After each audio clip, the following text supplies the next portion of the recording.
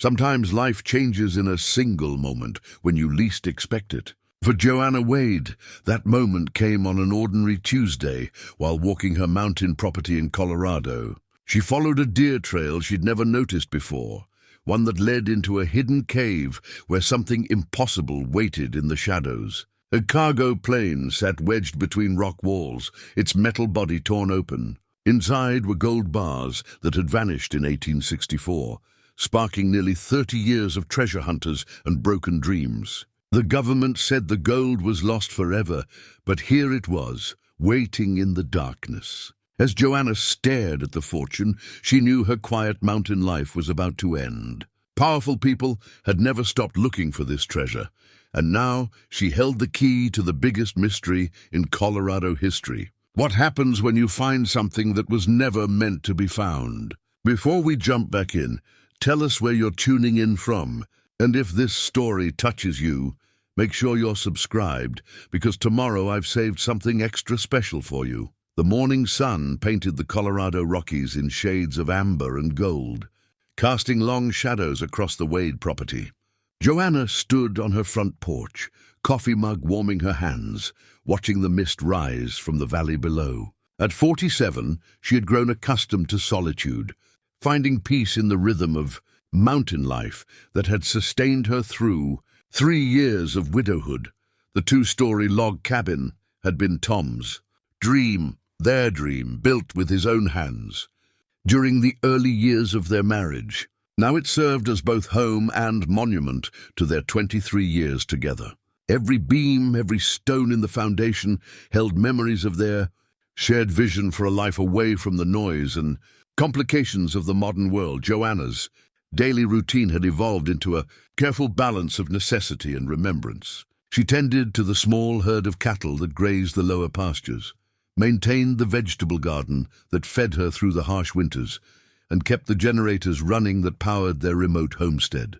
The nearest neighbor lived 12 miles down the mountain, accessible only by a winding dirt road that became impassable during heavy snows. This isolation had once felt romantic, adventurous even. Tom's work as a geological surveyor had taken him throughout the western states, documenting mineral deposits and mapping underground formations for mining companies and government agencies. Their mountain retreat provided the perfect base for his operations, while offering Joanna the space she needed for her freelance editing work. She had built a successful business, helping academics and researchers polish their manuscripts, finding satisfaction in bringing clarity to complex ideas.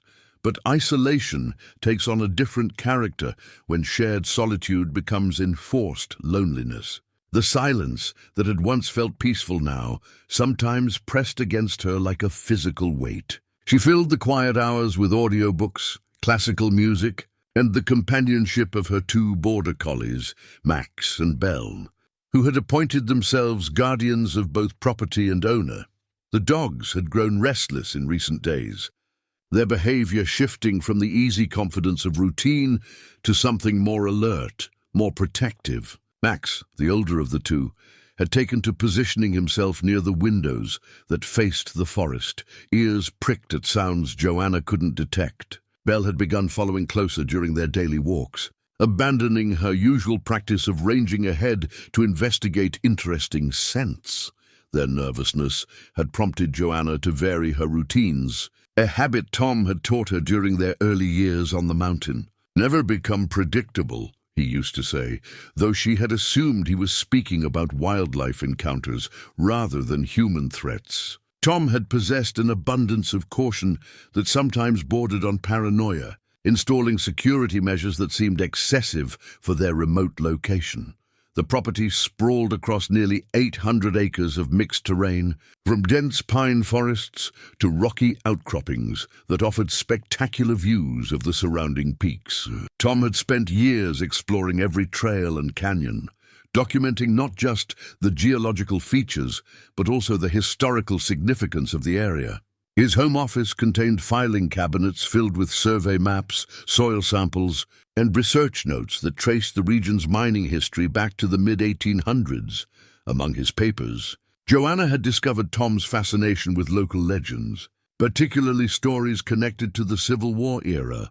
The Colorado Territory had played a surprising role in that conflict, with gold mines funding Union operations and Confederate sympathizers attempting to disrupt supply lines. Tom had collected dozens of accounts describing mysterious disappearances, hidden treasures, and government operations that remained, classified long after the wars, and one story had particularly captured his attention: the legend of a Union gold transport that vanished somewhere in the mountains during the winter of 1864. According to newspaper accounts from that period, a wagon train carrying gold bars from Colorado mines to Union forces in the east had simply disappeared during a blizzard. Search parties found no trace of the transport, its military escort, or the fortune they were protecting. The official report blamed the loss on severe weather and treacherous terrain, but Tom had discovered evidence suggesting a more complex explanation. His research had identified inconsistencies in the official timeline and witness statements that didn't align with known weather patterns. Military records showed troop movements that contradicted the reported search efforts. Most intriguingly, Tom had found references in private letters and diary entries describing government agents who continued visiting the area for decades after the war, always asking questions about caves, hidden canyons, and unusual geological formations. Joanna had initially dismissed these investigations as Tom's hobby, an intellectual puzzle that occupied his time between surveying contracts. She recognized his need for mental stimulation beyond their quiet mountain existence, and his historical research seemed harmless enough. Only after his death had she begun to understand the depth of his obsession and the methodical approach he had applied to unraveling the mystery. The official cause of Tom's death was accidental drowning. He had been found in Bear Creek, apparently having slipped on wet rocks while collecting water samples for a routine geological survey. The sheriff's investigation concluded that Tom had struck his head during the fall, rendering him unconscious before drowning in less than 3 feet of water. The findings seemed consistent with the physical evidence and Tom's known activities in that area. But Joanna had never quite accepted the official explanation. Tom had been an experienced outdoorsman with intimate knowledge of every creek and canyon on their property. He had navigated far more dangerous terrain throughout his career without incident. The idea that he would slip and fall in such a familiar location struck her as unlikely, though she had kept these doubts private. The weekly trips to Pine Ridge, the nearest town with essential services, had become both necessity and social lifeline. The 40-minute drive down winding mountain roads brought her to a community of fewer than 800 residents, most of whom made their living from tourism, logging, or small-scale ranching. Pine Ridge retained the character of an Old West settlement, with a main street lined by businesses housed in buildings that dated back to the mining boom of the late 1800s. Doc Harrison operated the town's only medical clinic from a converted Victorian house on Maple Street. At 73, he had been serving the mountain communities for nearly 4 decades, combining modern medical knowledge with the practical wisdom of a country doctor. His waiting room doubled as an informal community center where locals gathered to share news, discuss weather conditions, and debate everything from politics to the best fishing spots. Sheriff Coleman represented law enforcement for the entire county, a territory that encompassed over 2,000 square miles of rugged terrain. At 58, he had grown up in these mountains and understood both the land and its people, with the intimacy that comes from lifelong familiarity. His approach to law enforcement emphasized prevention and community cooperation over aggressive policing, recognizing that mutual trust was essential in an area where backup might be hours away. Lucy Morrison had inherited the general store from her parents and transformed it into the town's commercial and social hub.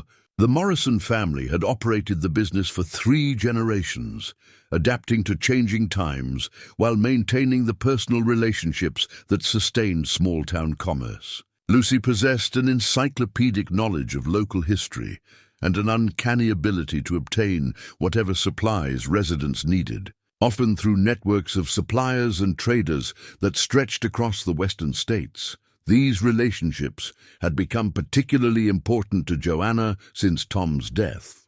Doc Harrison provided not just medical care, but also the compassionate ear of someone who had guided the community through countless losses. Sheriff Coleman checked on her periodically, understanding that isolated residents faced unique vulnerabilities.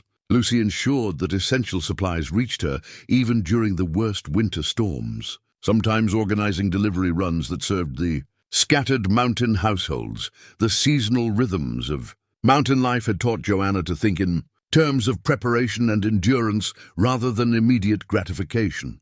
Spring brought the crucial work of repairing winter damage, checking fence lines, clearing fallen trees, and restoring systems that had been strained by months of harsh weather. Summer offered the brief growing season when gardens produced the vegetables that would sustain her through the cold months ahead. Fall demanded intensive preparation for winter isolation. Firewood had to be cut, split, and stacked. Mechanical systems required maintenance and backup parts. Food preservation consumed weeks of effort as she canned vegetables, smoked meat, and stockpiled non-perishables. The first heavy snow would effectively seal her property until spring, making self-sufficiency not just a lifestyle choice, but a survival necessity. Winter brought a different kind of time, slower and more contemplative. The short days and long nights created natural boundaries around activity, encouraging reflection and interior work. Joanna had learned to embrace this enforced stillness, using the quiet months for reading, writing, and processing the experiences of the more active seasons. But this winter had felt different, marked by an undercurrent of unease that she couldn't quite identify. The dog's behavior provided one indication that something had changed, but there were other signs, subtle alterations in familiar patterns that suggested external influences. Tire tracks appeared occasionally near the property boundaries, always in locations where they wouldn't be immediately noticed. She had found evidence of footprints in areas where hikers rarely ventured, particularly along the more remote trails that accessed the upper reaches of her land. These discoveries had prompted her to review Tom's security measures more carefully. She found motion-activated cameras concealed at strategic locations throughout the property, their memory cards containing months of recorded activity. Most of the footage showed wildlife, deer, elk, an occasional bear or mountain lion, but scattered throughout were images of vehicles and people who had no obvious business on private land. Tom had also installed communication equipment more sophisticated than their basic needs required. A powerful radio system could reach emergency services even when phone lines failed. Satellite internet provided backup connectivity independent of terrestrial networks. Solar panels and battery banks ensured power for critical systems during extended outages. The level of preparation suggested someone who anticipated more than typical mountain emergencies.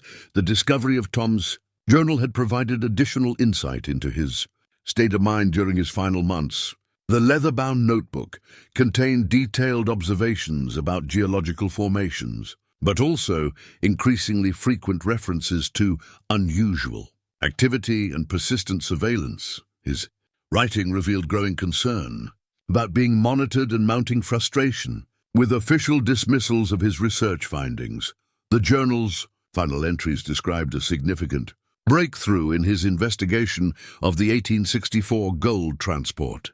Tom had apparently identified the approximate location where the treasure might be hidden, based on his analysis of geological surveys, historical accounts, and topographical changes over the past century and a half. His excitement was palpable in the written record, but so was his fear about the implications of success. "If I'm right about this," one entry read, "it's going to change everything we think we know about that period. But I'm not sure I want to be the one who proves it. Some secrets might be better left buried."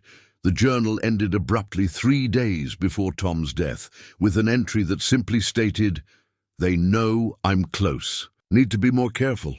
Going to document everything tomorrow and decide how to proceed. Joanna had found herself returning to these words repeatedly, searching for clues about Tom's mental state and the circumstances that led to his death. The pronoun they suggested specific individuals rather than abstract concerns, implying that Tom believed he was being actively monitored by people with particular interests in his research. Standing now on her porch, watching the sun climb above the eastern peaks, Joanna reflected on how much her life had changed since Tom's death. The grief had evolved from the sharp pain of fresh loss to a deeper sadness that colored her daily experience without overwhelming it. She had learned to carry his absence as a constant companion rather than an acute wound, but recent events had awakened something beyond grief, a curiosity about the mysteries that had consumed Tom's final months and a growing sense that his death might not have been as accidental as official reports suggested. The discovery she had made yesterday while following that unmarked deer trail felt like more than coincidence. It felt like an answer to questions she was only beginning to understand how to ask. The coffee had grown cold in her hands as she stood lost in thought. Max approached from his position by the door, pressing against her leg in the way that had become his signal for attention.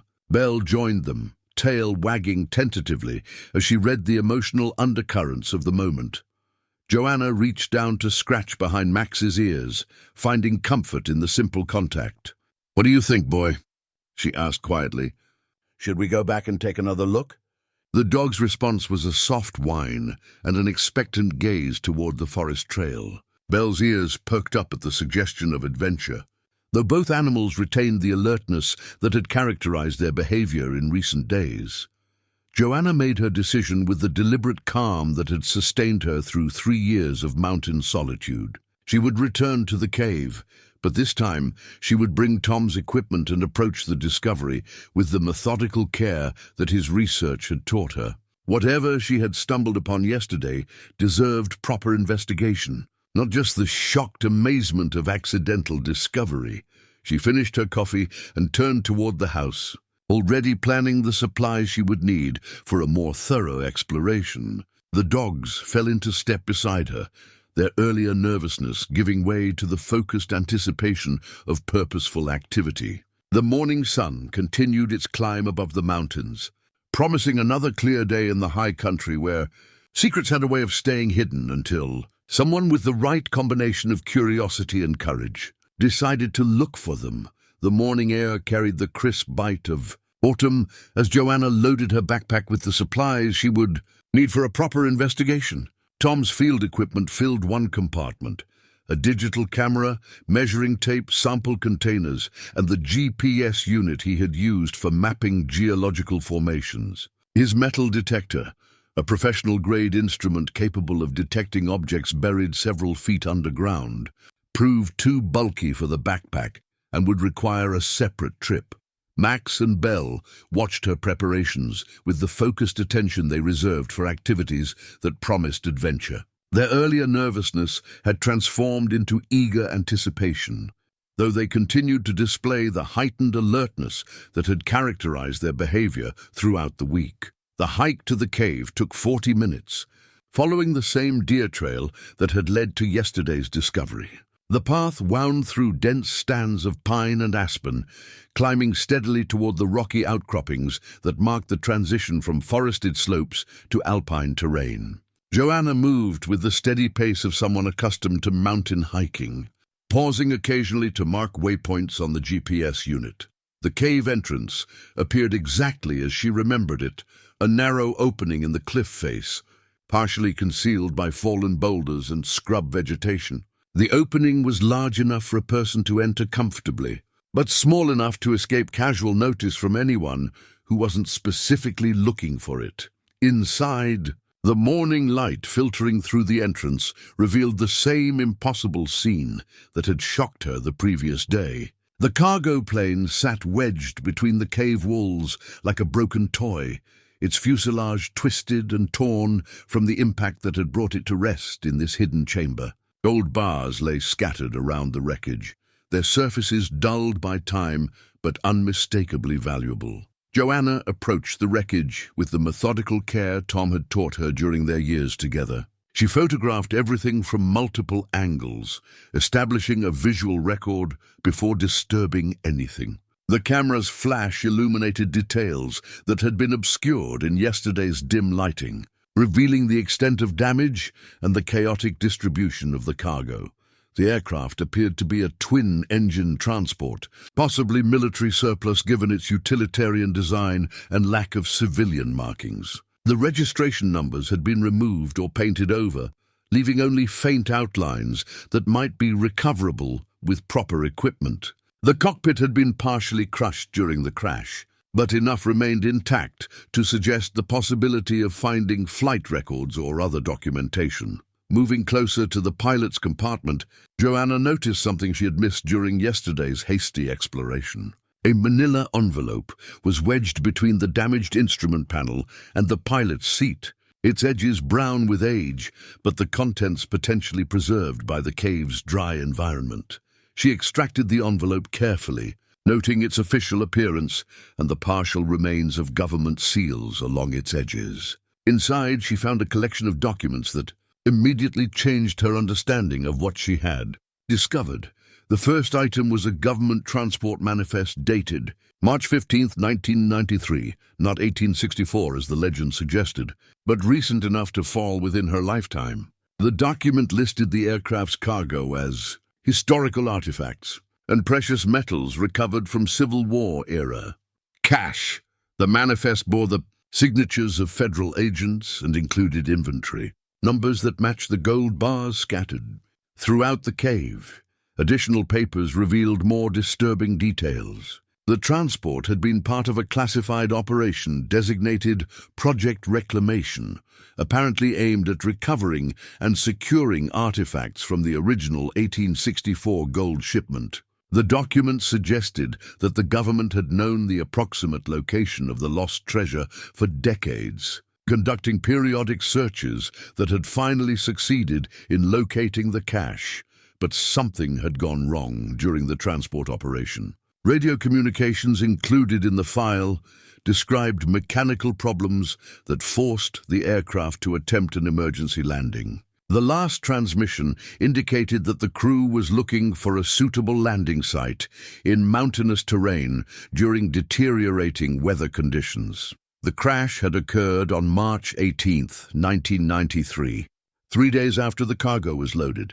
Search and rescue operations had been conducted for 2 weeks before being officially terminated. The final report concluded that the aircraft had been lost in rugged terrain with no survivors, and that the cargo was unrecoverable.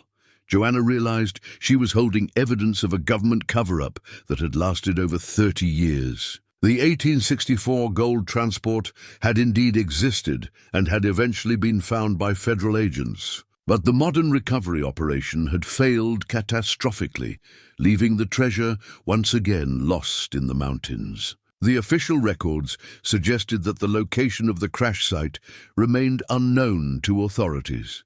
This revelation carried disturbing implications about Tom's death and her own situation. If the government had been actively searching for the lost aircraft and its cargo, Tom's research might have brought him dangerously close to information they wanted to keep secret. His geological surveys and historical investigations could have provided exactly the kind of detailed terrain analysis that would be useful for locating a crash site in remote mountains.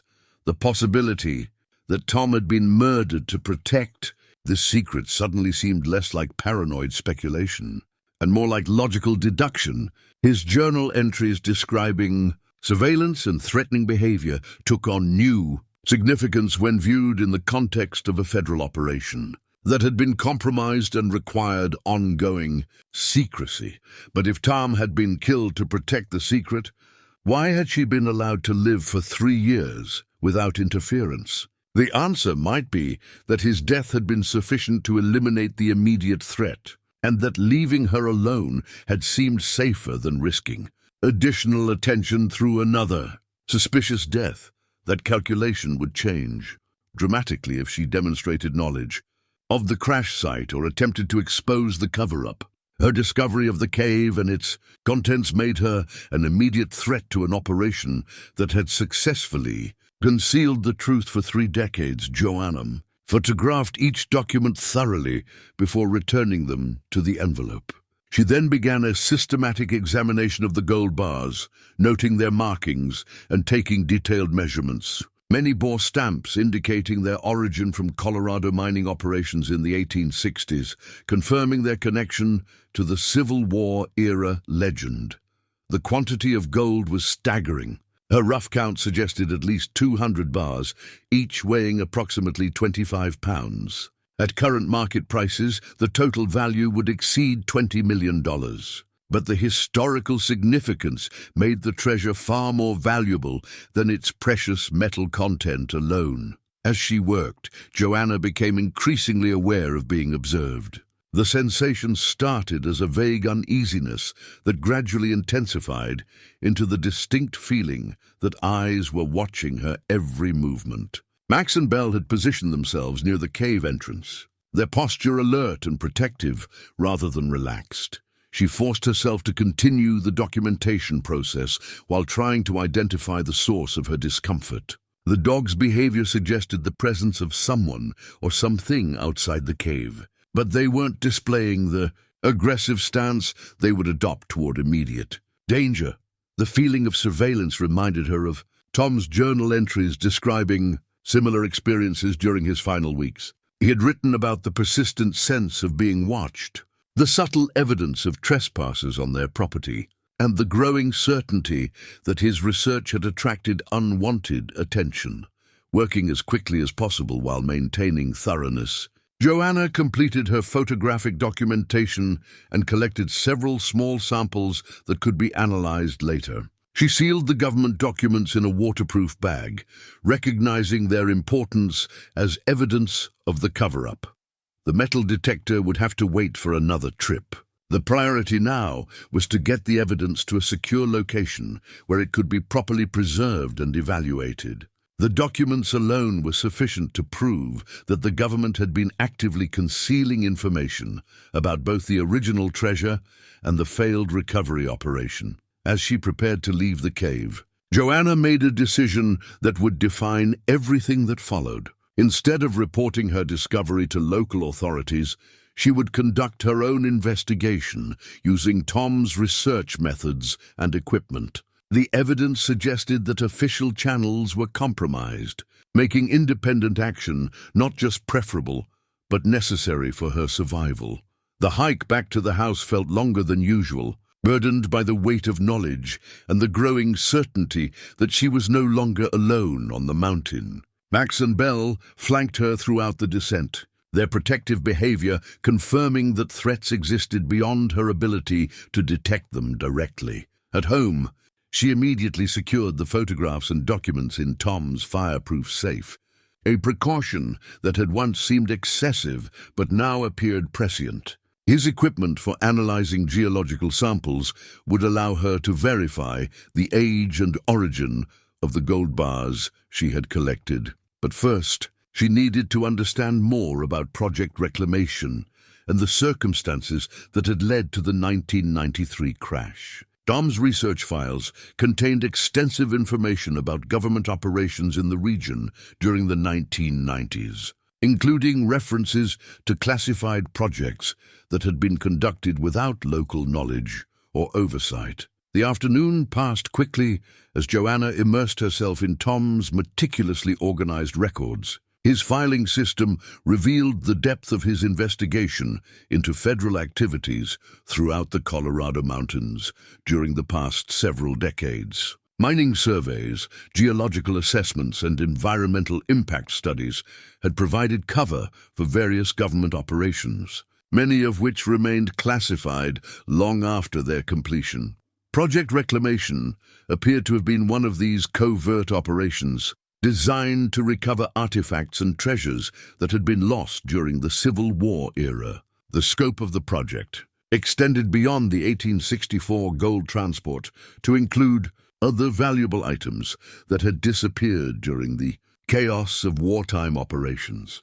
Tom's research suggested that the project had achieved several successful recoveries. Before the 1993 disaster, archaeological sites throughout the western states had been secretly excavated, with valuable artifacts removed and transported to secure government facilities. The operations had been carefully planned to avoid public attention and minimize the risk of exposure. But the Colorado operation had been different, involving a treasure of unprecedented value in terrain that posed extraordinary challenges for covert recovery. The decision to use aircraft for transport had been necessary given the remote location and the weight of the cargo. But it had also introduced new risks that ultimately proved fatal.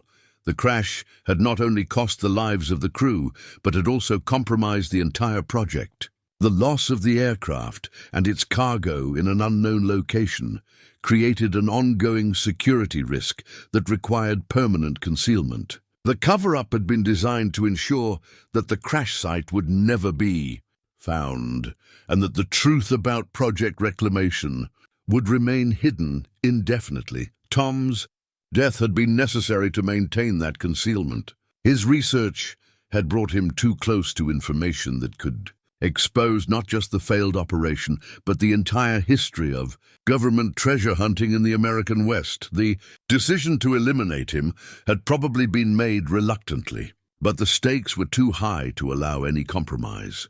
Now Joanna faced the same threats that had cost Tom his life. Her discovery of the crash site made her an immediate danger to people who had successfully concealed their activities for over 30 years. The difference was that she now understood the nature of the threat and could take precautions that Tom had not anticipated. As evening approached, she began implementing the security measures Tom had established but never fully explained. Motion detectors were activated around the property perimeter. Communication equipment was tested and backup power systems were brought online.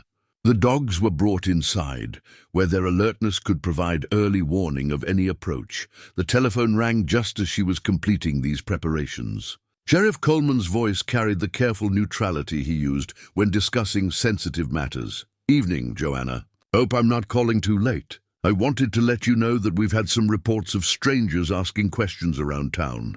Nothing specific, but folks have noticed some unfamiliar faces showing interest in local history. Thought you might want to be extra cautious for a while." The warning was diplomatically phrased, but unmistakably clear. Coleman was telling her that her activities had been noticed and that people with unknown motives were investigating. His decision to call suggested either genuine concern for her welfare or orders to monitor her reaction to increased scrutiny. "I appreciate the heads up, Sheriff. Has anyone asked about Tom's research or our property specifically?" "Not directly, but the questions have focused on geological surveys and mining history in your area. Could be legitimate researchers, but it never hurts to be careful. You know how to reach me if anything seems unusual." After Coleman disconnected, Joanna realized that her window of opportunity for independent investigation was closing rapidly. The discovery of the crash site would soon be known to the same people who had concealed it for 3 decades. Her only advantage was the brief period, before they realized the extent of her knowledge and the evidence she had secured. The evening hours were spent planning her next moves. With the methodical approach Tom had taught her, documentation would be copied and hidden in multiple locations. Key evidence would be secured beyond the reach of anyone who might attempt to search her property. Most importantly, she would need allies who could act independently if something happened to her. As night settled over the mountains, Joanna acknowledged that her quiet life of mountain solitude had ended with yesterday's discovery. The path ahead would require courage, intelligence, and careful planning. But it would also offer the chance to complete Tom's work and expose the truth about his death. Standing at the window overlooking the darkened forest, she made a silent promise to the husband whose research had led to this moment. The secret that had cost Tom his life would not remain hidden. The people responsible for his death would face justice, and the treasure that had claimed so many lives over the past century and a half would finally be brought into the light, where its true story could be told. Dawn came earlier than Joanna expected, her restless sleep broken by the sound of Max's low growling from his position by the bedroom window. The digital clock showed 5:47 a.m., but the house felt charged with an alertness that suggested danger rather than the peaceful start of another mountain morning. Belle joined her brother at the window. Both dogs focused on something in the pre-dawn darkness that Joanna couldn't detect. Their body language conveyed watchful tension rather than immediate alarm, suggesting the presence of observers rather than active threats. She dressed quickly in dark clothing and made her way to Tom's home office, where the motion detector monitors displayed feeds from cameras positioned around the property. Most screens showed empty forest, but camera 7, positioned along the main access road, had captured images of a dark sedan parked approximately half a mile from the house. The vehicle had arrived during the night and remained in position as sunrise approached. Its occupants weren't visible, but tire tracks in the soft earth suggested at least 2 people had exited the car and moved into the forest on foot. The positioning indicated surveillance rather than immediate action, but the message was clear. Joanna was no longer operating unobserved. Tom's metal detector waited in the equipment room, gleaned and calibrated for the kind of precision work that had made him valuable to geological survey teams throughout the western states. The device represented more than just treasure hunting equipment. It was a scientific instrument capable of distinguishing between different types of metal objects and estimating their depth and size. She loaded the detector and related equipment into her truck, along with additional supplies that would support a more extended investigation of the crash site. If people were watching her property, they would certainly follow her to the cave, but they would also learn that she was taking her investigation seriously, which might affect their calculations about how to proceed. The drive to the trailhead took 20 minutes along dirt roads that wound through dense forest. In the rearview mirror, she caught glimpses of another vehicle maintaining distance behind her, not the sedan from the surveillance footage, but a light-colored SUV that appeared and disappeared as the road curved through the trees. At the trailhead, she made no effort to conceal her activities or disguise her destination. The metal detector was assembled and tested in full view of anyone who might be watching. If her pursuers wanted to understand her intentions, she would provide a clear demonstration. The hike to the cave felt different from her previous trips. The forest seemed too quiet, with none of the usual sounds of birds and small animals that typically accompanied morning walks. Max and Belle stayed close, their protective behavior more pronounced than during yesterday's exploration. At the cave entrance, Joanna paused to scan the surrounding terrain with binoculars. Movement in the tree line about 200 yards away confirmed the presence of observers, though they remained concealed well enough to avoid clear identification. Their positioning suggested professional surveillance techniques rather than casual curiosity.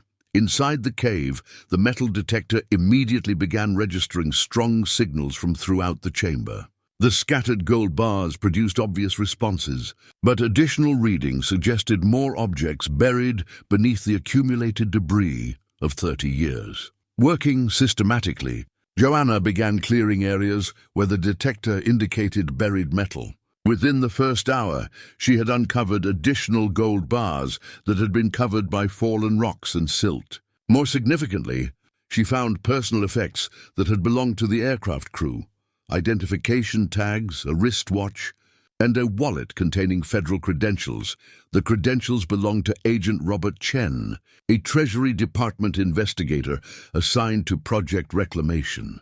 His identification card bore a photograph of a man in his 30s, with the serious expression common to federal law enforcement personnel. The card's expiration date was March 1995, 2 years after the crash that had claimed his life. Additional sweeps with the metal detector revealed the outline of something large buried near the rear of the cave. Careful excavation exposed the corner of a metal container approximately the size of a footlocker. The container was too heavy to lift without proper equipment, but its construction suggested government origin and high-security contents. Joanna photographed her discoveries thoroughly, noting the location and depth of each item. The evidence was building a detailed picture of the 1993 operation and the circumstances that had led to its failure. More importantly, it was providing proof that government agents had died in service of a cover-up that continued to claim lives 3 decades later. The sound of approaching footsteps interrupted her work. Max and Belle moved to defensive positions near the cave entrance, their postures indicating the arrival of humans rather than wildlife. Joanna quickly secured her camera and positioned herself where she could observe the entrance while remaining concealed behind the aircraft wreckage. A man appeared at the cave mouth, silhouetted against the morning light filtering through the forest canopy. He was tall and lean, dressed in hiking clothes that looked too clean and new for someone who spent time in the wilderness. His movements were careful and deliberate, suggesting military or law enforcement training. "Mrs. Wade?" His voice carried authority despite its conversational tone. "I'm Marcus Webb, and I'd like to speak with you about your recent discoveries." Joanna remained silent, using the time to assess the situation. Webb's appearance confirmed that her activities were being monitored by people with resources and organization. His knowledge of her name and his confident approach to the cave demonstrated that any attempt at concealment would be futile. "I know this is an unusual situation," Webb continued, "but I think we share some common interests. Your husband's research was quite impressive, and it appears you've inherited his investigative abilities." The reference to Tom was both revealing and threatening.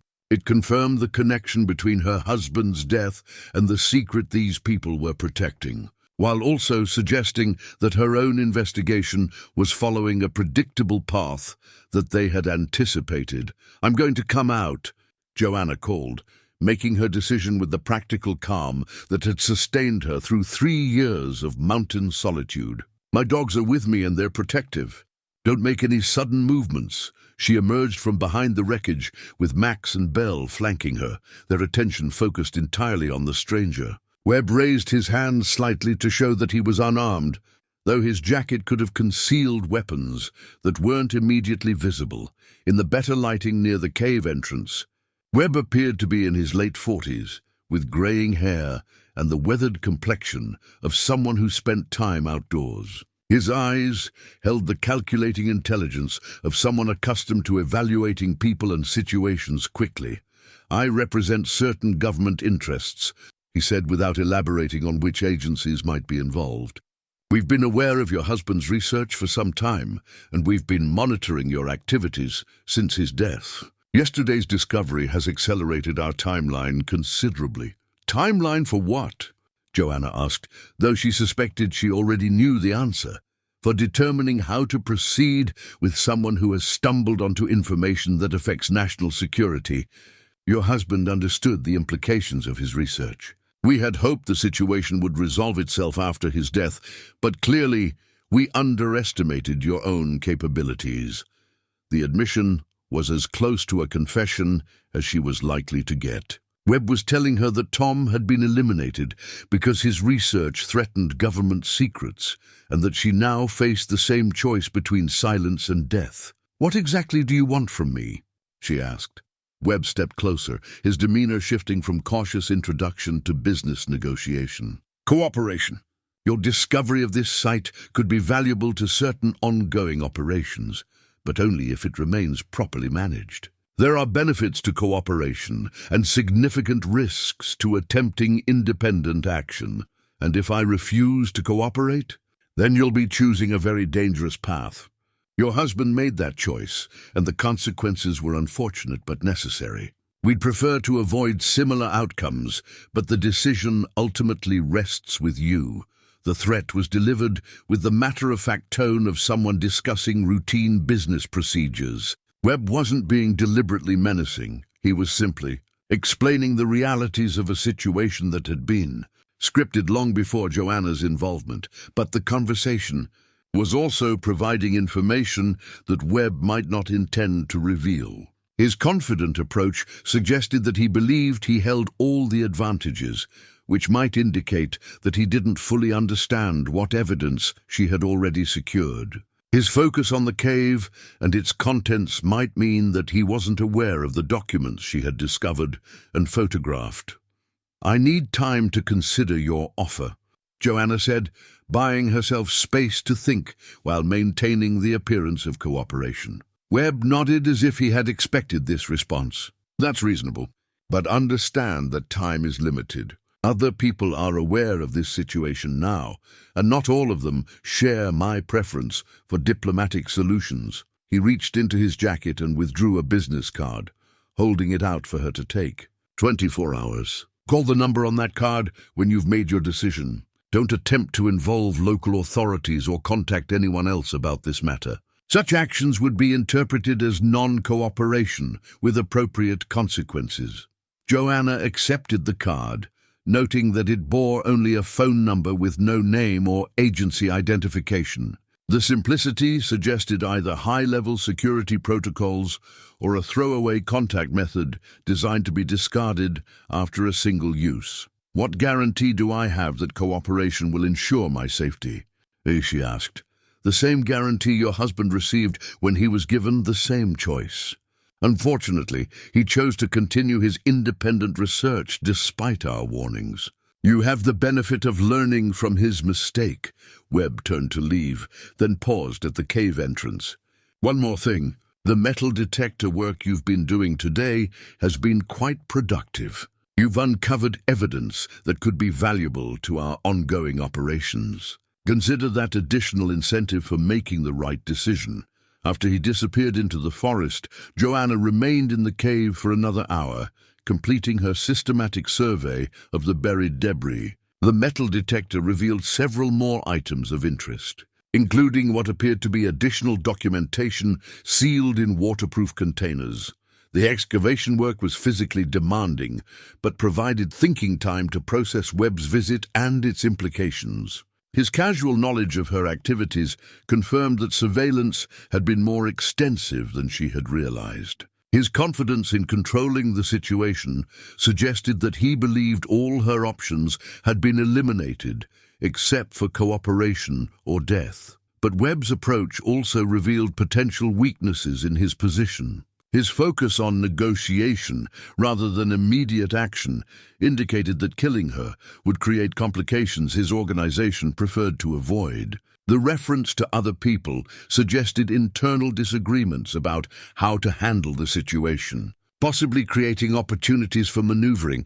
Most importantly, Webb's emphasis on the cave and its physical contents suggested that he wasn't fully aware of the documentary evidence she had already secured. The transport manifest and related papers remained hidden in Tom's safe, providing leverage that might prove crucial in the coming confrontation. The hike back to her truck was conducted under obvious surveillance, with at least 2 teams of watchers maintaining visual contact throughout her descent from the cave. Their professional competence was evident in their positioning and movement, but so was their confidence that she posed no immediate threat. At home, Joanna immediately began implementing the contingency plans Tom had developed but never explained in detail. His emergency procedures included methods for copying and distributing sensitive information, establishing secure communication channels, and creating deadman switches that would activate if something happened to the primary investigator. The business card Webb had given her bore a phone number with a 202 area code, suggesting Washington, D.C. connections. But attempts to trace the number through reverse lookup services yielded no results, indicating either unlisted status or routing through systems designed to prevent identification. Tom's research files contained information about federal agencies that conducted covert operations in the Western states during the 1990s. Project Reclamation appeared to have involved multiple departments, including Treasury, Interior, and Defense agencies that normally operated independently. The coordination required for such cooperation suggested high-level political support and significant resource allocation. The scale of the operation explained why its failure had been so carefully concealed. The deaths of federal agents, the loss of valuable cargo, and the potential for public exposure had created a crisis that required permanent management. The cover-up had successfully protected careers, budgets, and reputations for over 30 years. But the same factors that made concealment necessary also made exposure extremely damaging. The evidence Joanna had secured could destroy careers, trigger criminal investigations, and expose government misconduct that extended far beyond a single failed operation. The stakes were high enough to justify almost any action to prevent disclosure. As evening approached, she completed her preparations for what might be the most dangerous night of her life. Tom's security systems were fully activated, with motion detectors, cameras, and communication equipment providing multiple layers of protection and documentation. Copies of all evidence were secured in locations that would survive any attempt to destroy the primary materials. The phone rang at exactly 8:00 p.m., the caller ID showing only the number from Webb's business card. "I trust you've had sufficient time to consider our discussion." Webb's voice carried the same matter-of-fact tone as their earlier conversation. "I have some questions about the terms of cooperation." Joanna replied, stalling for time while recording the conversation. "Questions are understandable, but the basic framework isn't negotiable. You provide us with exclusive access to the site and all related materials. In return, you receive compensation and the assurance that your involvement in this matter ends permanently." "What kind of compensation?" "Sufficient to allow you to relocate and establish a new life elsewhere. Your continued residence in this area would be problematic for ongoing security requirements." The offer was both generous and threatening, enough money to disappear voluntarily, coupled with the clear implication that remaining would result in involuntary disappearance. "I need another day to arrange my affairs," Joanna said. 12 hours. "We'll meet tomorrow morning at the cave site to finalize the arrangements. Come alone and bring all materials related to your investigation." After Webb disconnected, Joanna acknowledged that her window for independent action was measured in hours rather than days. The morning meeting would likely be her last opportunity to influence the outcome of a situation that had been escalating since Tom's death 3 years earlier. But Tom's research had prepared her for this moment more thoroughly than Webb realized. Hidden among his geological surveys and historical investigations were detailed plans for exposing government misconduct and protecting the evidence that would make such exposure possible. The methodical approach that had made Tom valuable to survey teams would now be applied to the most important investigation of his career. The night ahead would determine whether that investigation ended with justice or simply added another name to the list of people who had died. Protecting a secret that was finally ready to be revealed, the sleepless hours before dawn provided time for Joanna to implement the final phases of Tom's contingency plans. His methodical approach to research had included procedures for protecting evidence and ensuring that important discoveries couldn't be suppressed through intimidation or violence. The system he had designed was about to face its ultimate test. Among Tom's research files, sealed in a waterproof envelope marked "Emergency Use Only," Joanna found detailed instructions for activating networks of contacts who could independently verify and publicize sensitive information. The list included investigative journalists, academic researchers, and government watchdog organizations that specialized in exposing federal misconduct. But more importantly, she discovered Tom's insurance policy, a collection of documents and photographs that he had prepared as evidence of his own investigation into Project Reclamation. The materials were organized with the precision of someone who understood that they might serve as his legacy if his research proved too dangerous to complete personally. The centerpiece of Tom's evidence collection was a vintage photograph that changed everything she thought she knew about the 1864 gold transport. The sepia-toned image showed a group of Union soldiers standing beside a wagon loaded with wooden crates. The soldiers wore the uniforms and carried the equipment typical of Civil War-era military units, But the photograph's significance lay in its details rather than its obvious historical content. The wooden crates in the wagon were marked with shipping codes that matched references in Tom's geological surveys. The terrain visible in the background corresponded to topographical features he had mapped during his years of fieldwork in the Colorado mountains. Most significantly, several of the gold bars visible in the wagon bore distinctive markings that were identical to those she had photographed in the cave. Tom's research notes accompanying the photograph revealed that he had obtained the image from a private collector who specialized in Civil War memorabilia.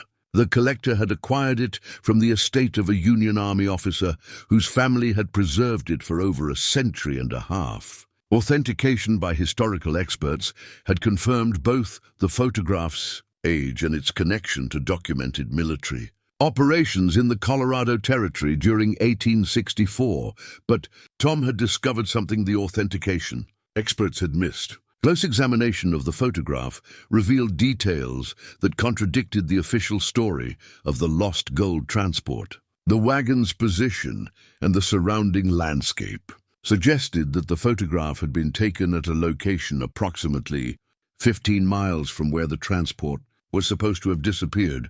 Even more significantly, the soldiers in the photograph included faces that appeared in other documented images from the same time period, images that placed those same men at different locations during the days when the gold transport was allegedly lost. The evidence suggested that the disappearance of the 1864 gold shipment had been staged, with the treasure deliberately hidden rather than accidentally lost. Tom's investigation had traced the photograph's implications through decades of subsequent events. If the original gold transport had been an intentional operation rather than a wartime disaster, then the treasure's location had been known to certain government officials from the beginning. The periodic searches for the lost gold had been recovery operations designed to secure treasure that had been deliberately hidden for reasons that remained unclear. Project Reclamation represented the successful conclusion of this long-term operation.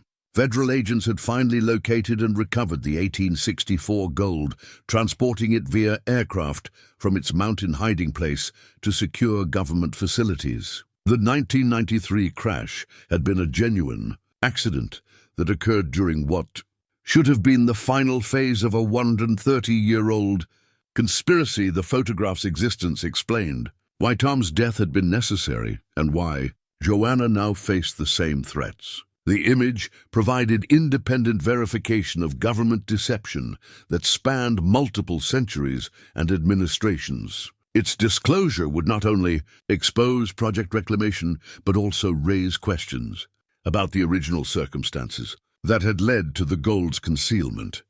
Joanna spent the pre-dawn hours copying Tom's evidence and implementing distribution protocols that would ensure the information's survival regardless of what happened to her.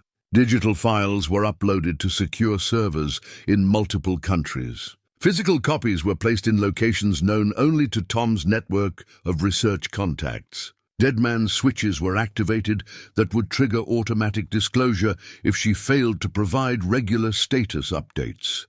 As sunrise approached, she prepared for the meeting with Webb, while knowing it would likely determine whether she lived to see another day. Tom's evidence provided leverage that might shift the balance of power, but using it would also escalate the confrontation beyond any possibility of peaceful resolution. The drive to the cave felt like a journey toward an uncertain destiny. In the rearview mirror, she could see the same surveillance vehicles that had been monitoring her activities throughout the week. But she could also see the first signs that Tom's network was beginning to respond to the emergency signals she had activated during the night. At the trailhead, a familiar figure waited beside a dusty pickup truck.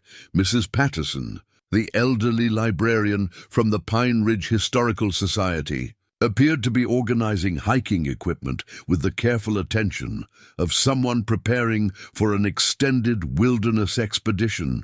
"Good morning, dear," Mrs. Patterson called out with the cheerful tone she used for all social interactions. "Beautiful day for a hike, isn't it? I thought I might explore some of the old mining trails in this area. My grandfather used to tell such interesting stories about this part of the mountains. The casual encounter was clearly not accidental. Mrs. Patterson's presence at this location and time suggested that Tom's network was already implementing protective measures that would ensure independent witnesses to whatever was about to occur. "Be careful up there," Joanna replied, understanding the coded communication. "The trails can be dangerous if you don't know the territory." "Oh, I'll be fine. I've brought along some friends who are very experienced with mountain safety procedures. We'll make sure to document everything we see." The exchange confirmed that Joanna would not be facing Webb's people alone. Tom's contingency plans included provisions for witness protection and evidence preservation that were already being activated by people who understood the stakes involved. The hike to the cave proceeded under the watchful eyes of multiple groups with conflicting interests. Webb's surveillance teams maintained their professional distance while monitoring her approach. But other observers were also present, individuals who moved with different patterns and purposes, suggesting that the morning's events would involve more participants than Webb had anticipated. At the cave entrance, Webb waited with two associates who bore the unmistakable bearing of federal agents. Their positioning and equipment suggested preparations for more than a simple negotiation. Weapons were visible beneath their jackets, and communication devices indicated coordination with additional personnel who remained out of sight. "Mrs. Wade," Webb greeted her with the same matter-of-fact tone as their previous encounter. "I trust you've reached a decision about our offer." "I have some additional information that might affect the terms of our discussion," Joanna replied, maintaining the calm demeanor that had sustained her through years of mountain solitude. Webb's expression shifted slightly, suggesting concern about developments he hadn't anticipated. "What kind of information?" Instead of answering directly, Joanna withdrew the vintage photograph from her backpack and held it where Webb could see its contents. The effect was immediate and dramatic. Webb's professional composure cracked as he recognized the significance of what she was displaying.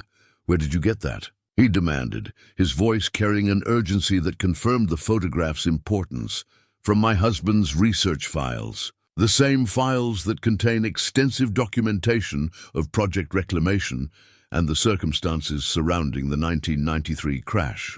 Webb exchanged glances with his associates, their body language indicating rapid reassessment of a situation that had become far more complex than they had expected. The photograph's existence suggested that Joanna possessed evidence that could expose not just the recent cover-up, but the entire historical conspiracy that had made the cover-up necessary. "That photograph doesn't prove anything," Webb said, but his tone lacked conviction. "It proves that the 1864 gold transport was never lost," Joanna replied. "It proves that government officials have known its location for over a century.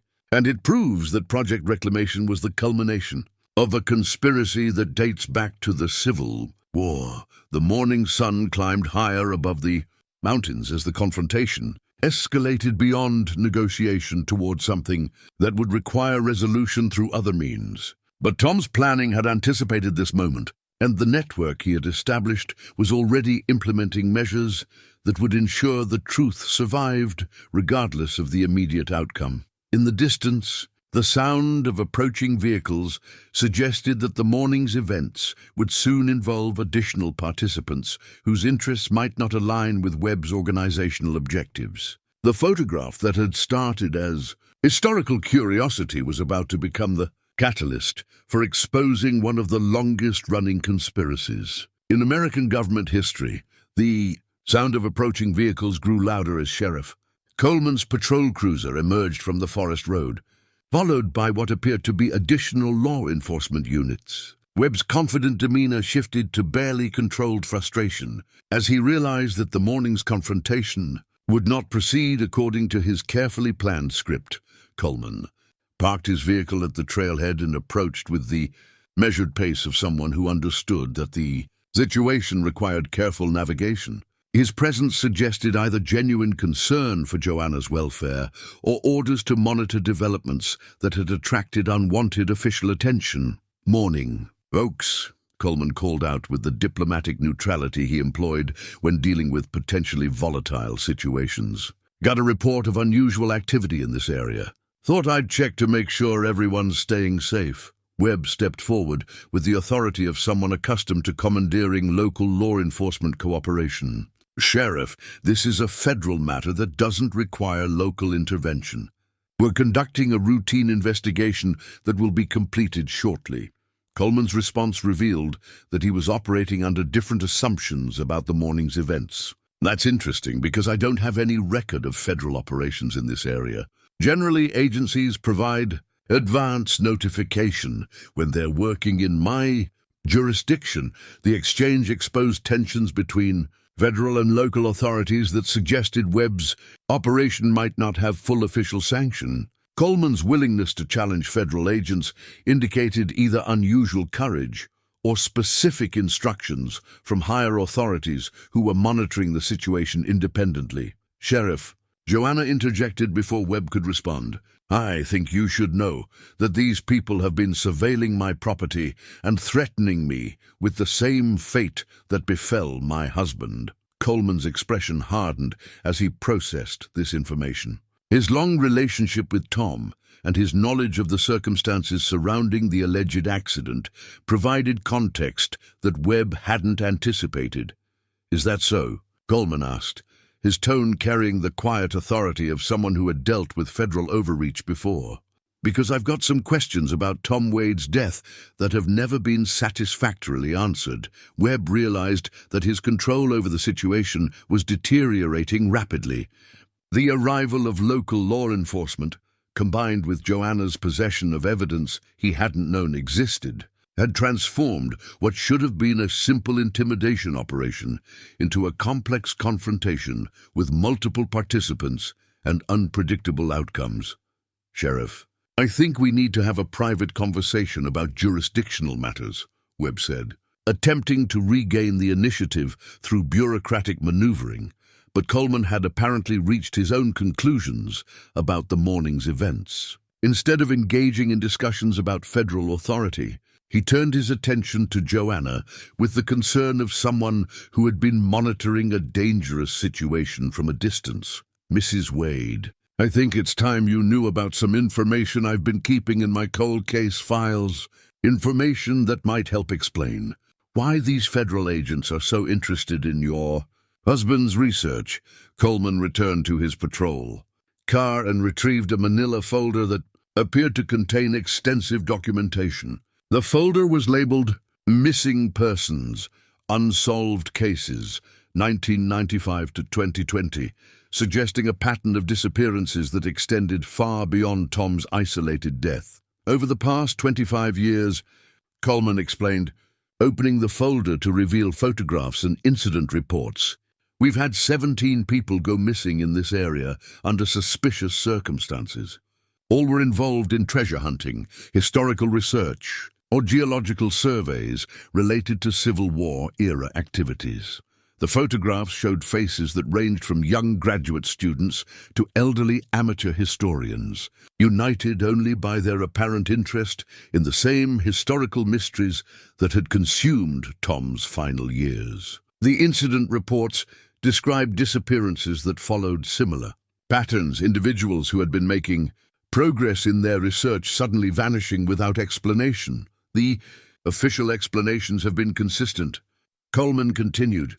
Hiking accidents, equipment failures, people who got lost in difficult terrain, but the pattern is too regular to be coincidental, and the timing always correlates with significant research breakthroughs.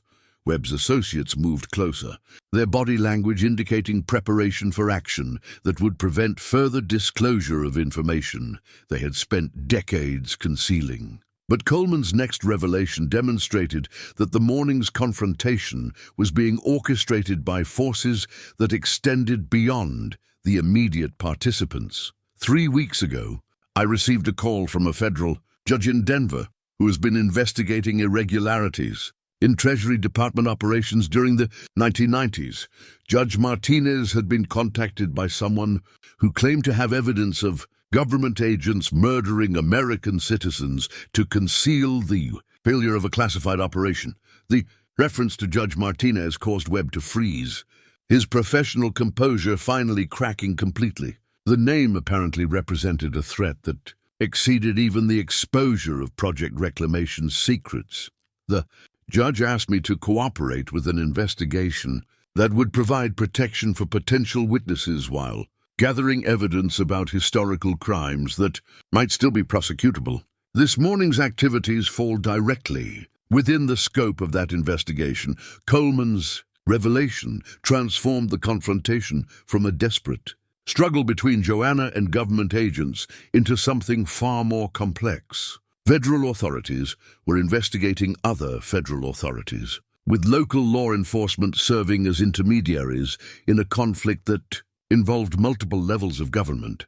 But Webb's response indicated that surrender was not an option his organization would accept willingly. The stakes were too high, and the potential consequences too severe to allow the investigation to proceed without resistance. "Sheriff, you're interfering with a matter of national security that extends far beyond your understanding or authority," Webb said, his voice carrying threats that went beyond professional disagreement. "Maybe so," Coleman replied, with the calm confidence of someone who had been preparing for this confrontation. "But I've got backup coming that includes federal marshals operating under Judge Martinez's direct authority.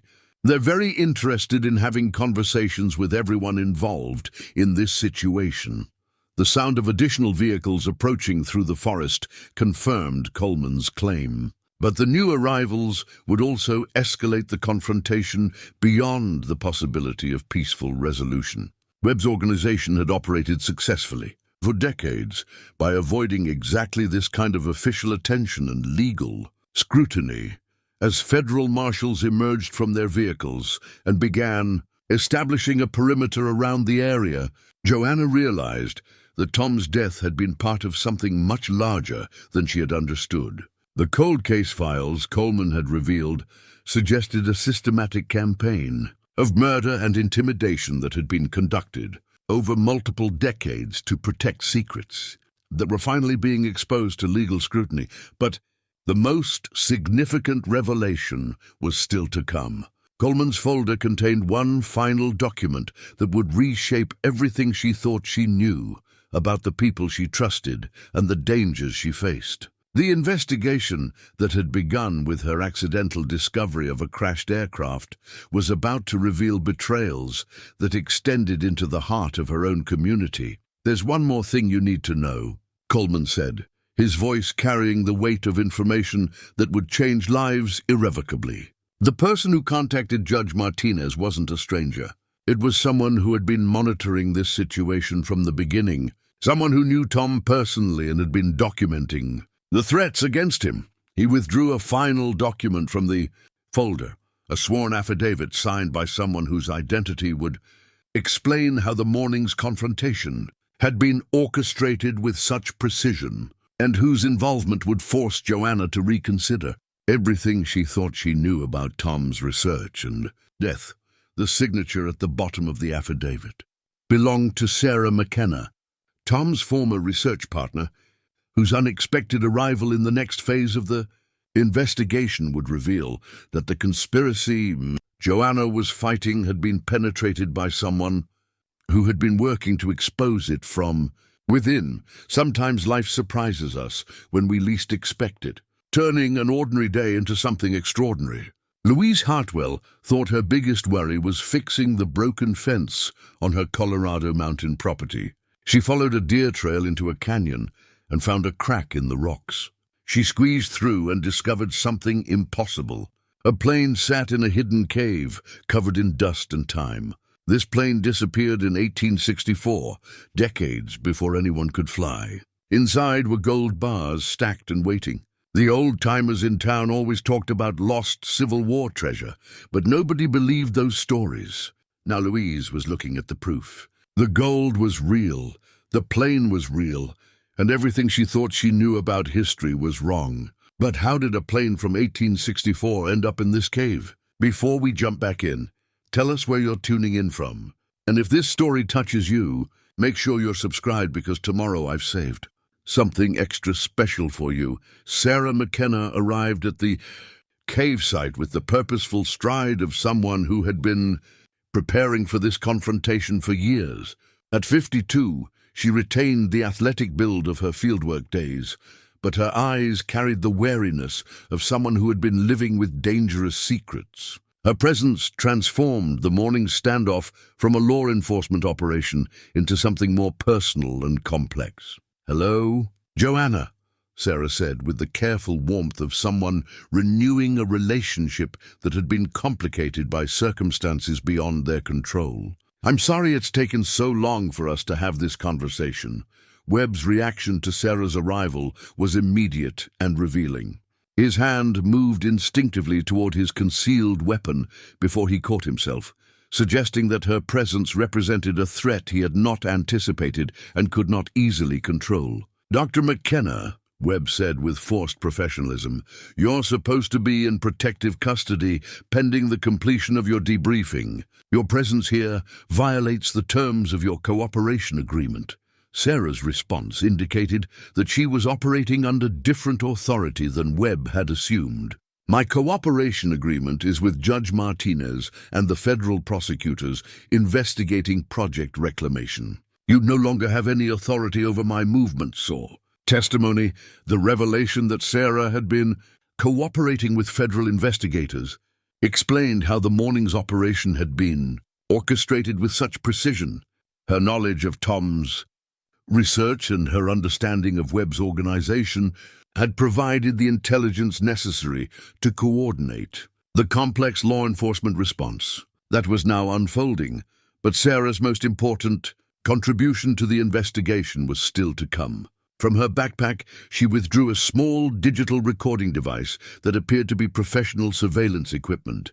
"Joanna, your husband was more careful than any of us realized," Sarah said, handling the device with the reverence due to precious evidence.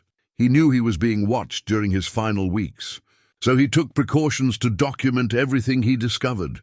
The recording device had been concealed within Tom's geological survey equipment, positioned where it would capture conversations and observations during his field work. The memory card contained dozens of hours of recordings from his final month of life, providing a detailed record of his growing awareness of the dangers his research had created.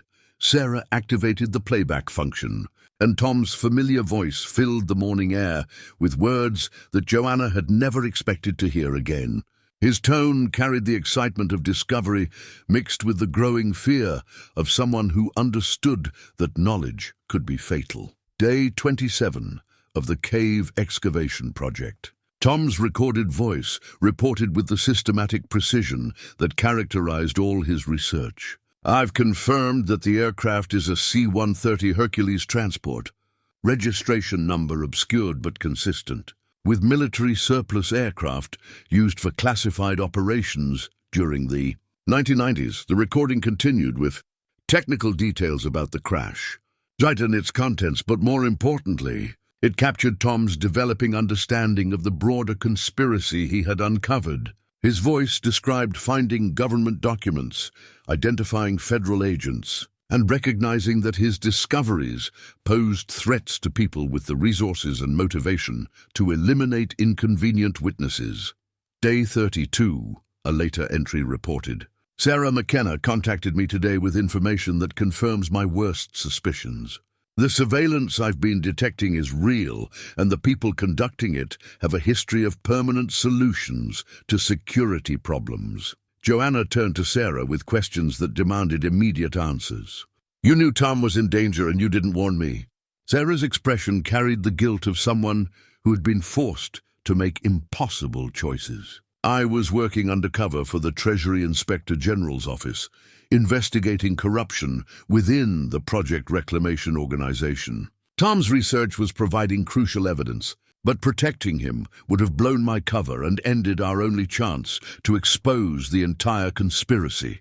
The explanation revealed the complex moral calculations that had shaped the final phase of Tom's life. Sarah had been balancing his immediate safety against the broader goal of exposing a conspiracy that had claimed dozens of lives over multiple decades. The decision to allow him to continue his dangerous research had been made in service of justice that could prevent future murders, but the recording contained information that changed Sarah's calculations and ultimately led to Tom's death. His voice described a breakthrough discovery that would provide definitive proof of government misconduct extending back to the Civil War era. Day 38. Tom's voice reported with barely contained excitement. "I've found the master documentation for the original 1864 operation. The gold transport was never lost. It was deliberately hidden as part of a classified funding mechanism for Reconstruction-era intelligence operations. The treasure's location has been known to Treasury Department officials for over 150 years. This revelation had been Tom's death sentence. The discovery that government deception extended across multiple centuries and administrations created exposure risks that his organization could not tolerate. The decision to eliminate him had been made not just to protect Project Reclamation, but to preserve secrets that could destabilize public trust in federal institutions. The recording continued with Tom's final entries, his voice increasingly strained as he described escalating surveillance and direct threats from unknown individuals. His words carried the determination of someone who understood that death was approaching, but was committed to ensuring that his discoveries would survive him. Final entry. Tom's voice said with the calm acceptance of someone who had made peace with inevitable consequences. "If something happens to me, Joanna needs to know that everything I've discovered is documented and hidden where it can be found by people who understand its significance." Sarah McKenna has been briefed on the location of all materials. The recording ended with Tom's instructions for protecting evidence and ensuring that his death would not prevent the exposure of the conspiracy he had uncovered. His voice carried love for the wife he was leaving behind and determination that his sacrifice would contribute to justice for all the victims who had died protecting these secrets. Joanna stood in silence for several moments, processing the emotional impact of hearing Tom's final words, while understanding that his death had been part of a larger plan to expose crimes that extended far beyond their personal tragedy. The grief she had carried for 3 years was now mixed with pride in his courage and determination to ensure that truth would ultimately prevail, but the recording also revealed information that would escalate the morning's confrontation beyond anything Webb's organization had anticipated.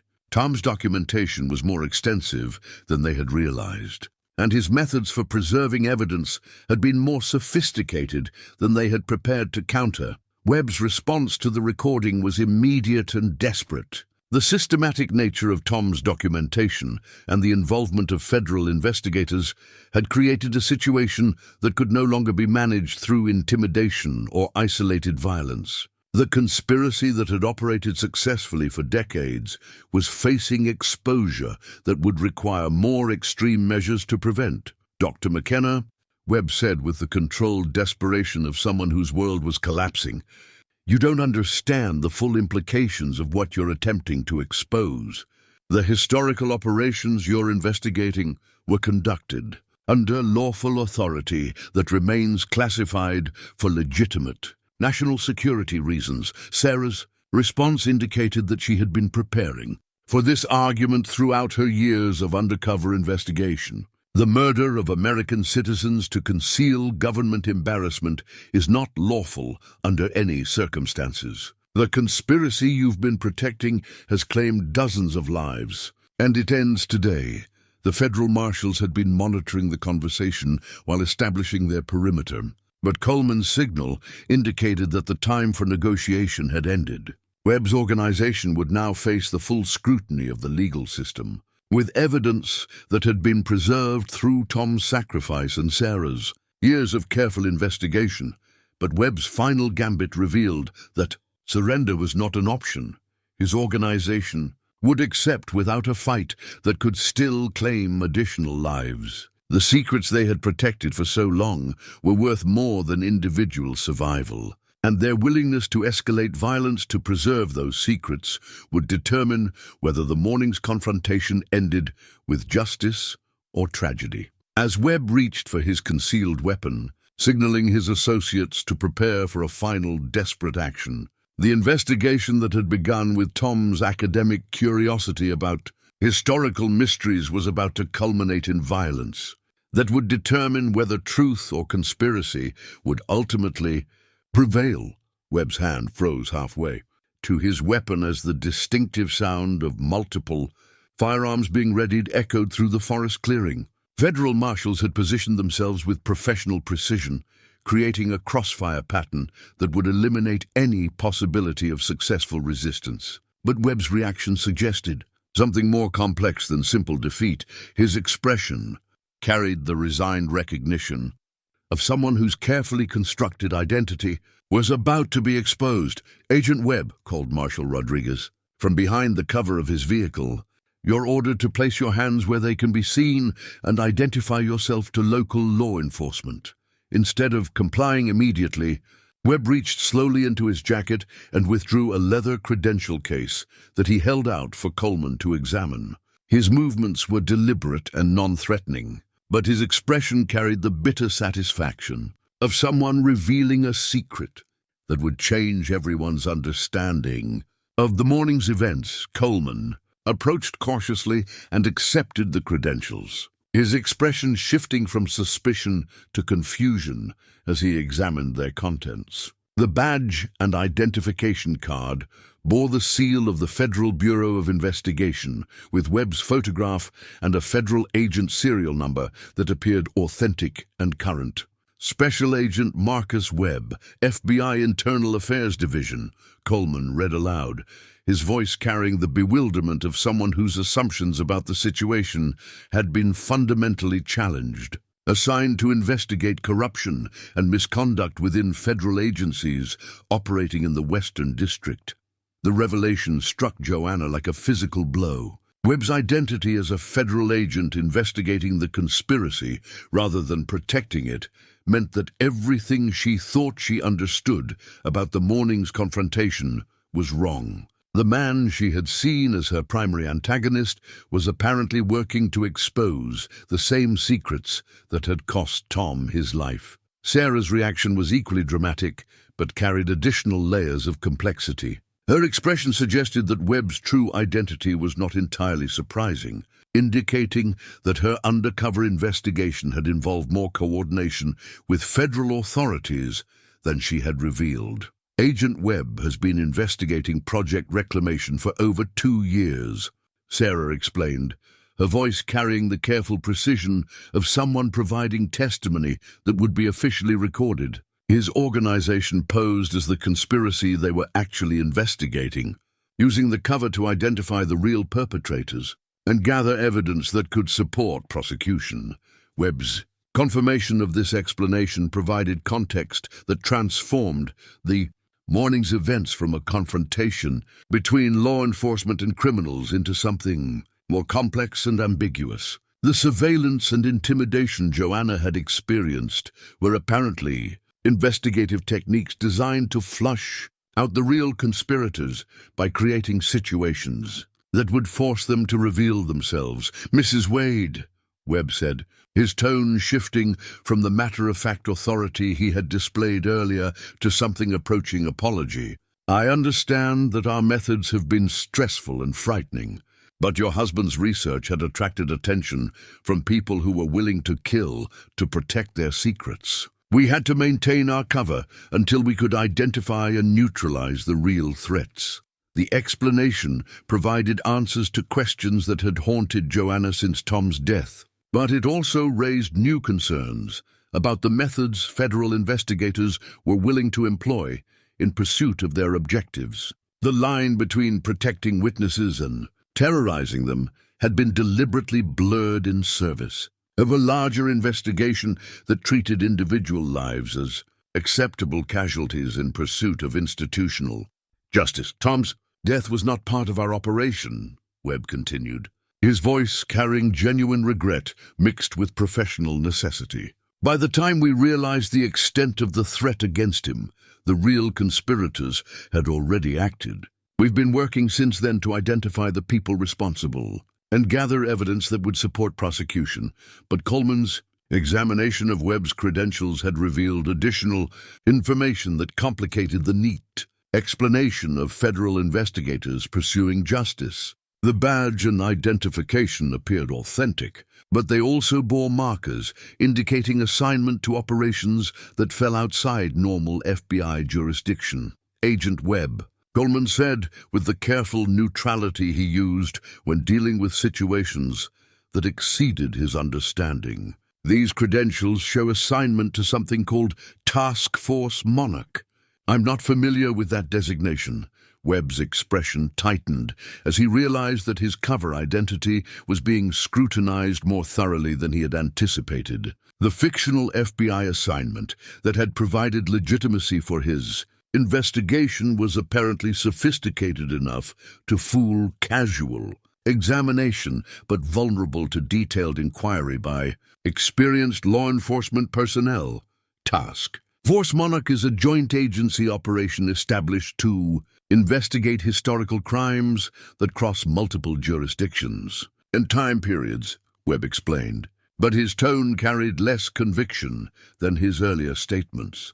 Sarah's interjection revealed that Webb's explanation contained elements that didn't align with her understanding of the investigation. "That's not entirely accurate," she said, with the precision of someone providing corrective testimony. "Agent Webb has been working with Treasury IG investigators, but his assignment comes from sources that haven't been fully disclosed to our operation." The admission that Webb's authority and objectives remained partially concealed even from his supposed allies suggested that the morning's revelations were exposing layers of deception that extended beyond the original Project Reclamation conspiracy. Multiple federal agencies were apparently conducting overlapping investigations with different objectives and conflicting methods. Marshal Rodriguez's radio crackled with communications from supervisors who were monitoring the developing situation from remote command centers. The content of the transmissions was coded, but the tone suggested that events were proceeding according to plans that involved more participants than the immediate confrontation. "Agent Webb," Rodriguez called out, "I have instructions to place you in protective custody, pending verification of your credentials and debriefing about your investigation. Please comply with standard procedures." Webb's response revealed that the situation had moved beyond his ability to control through explanations or bureaucratic authority. The federal marshals were operating under orders that superseded his FBI assignment, indicating that higher authorities had determined his investigation posed risks that required immediate containment. But before Webb could respond to the marshal's instructions, the sound of additional vehicles approaching through the forest indicated that the morning's participants would soon include representatives of the conspiracy that had been operating in the shadows for decades. The real perpetrators of Project Reclamation had apparently decided that the exposure risk required direct intervention that would eliminate all witnesses regardless of their official status. Joanna recognized the sound of the approaching vehicles from her surveillance footage, the same engines and tire, patterns that had been monitoring her property.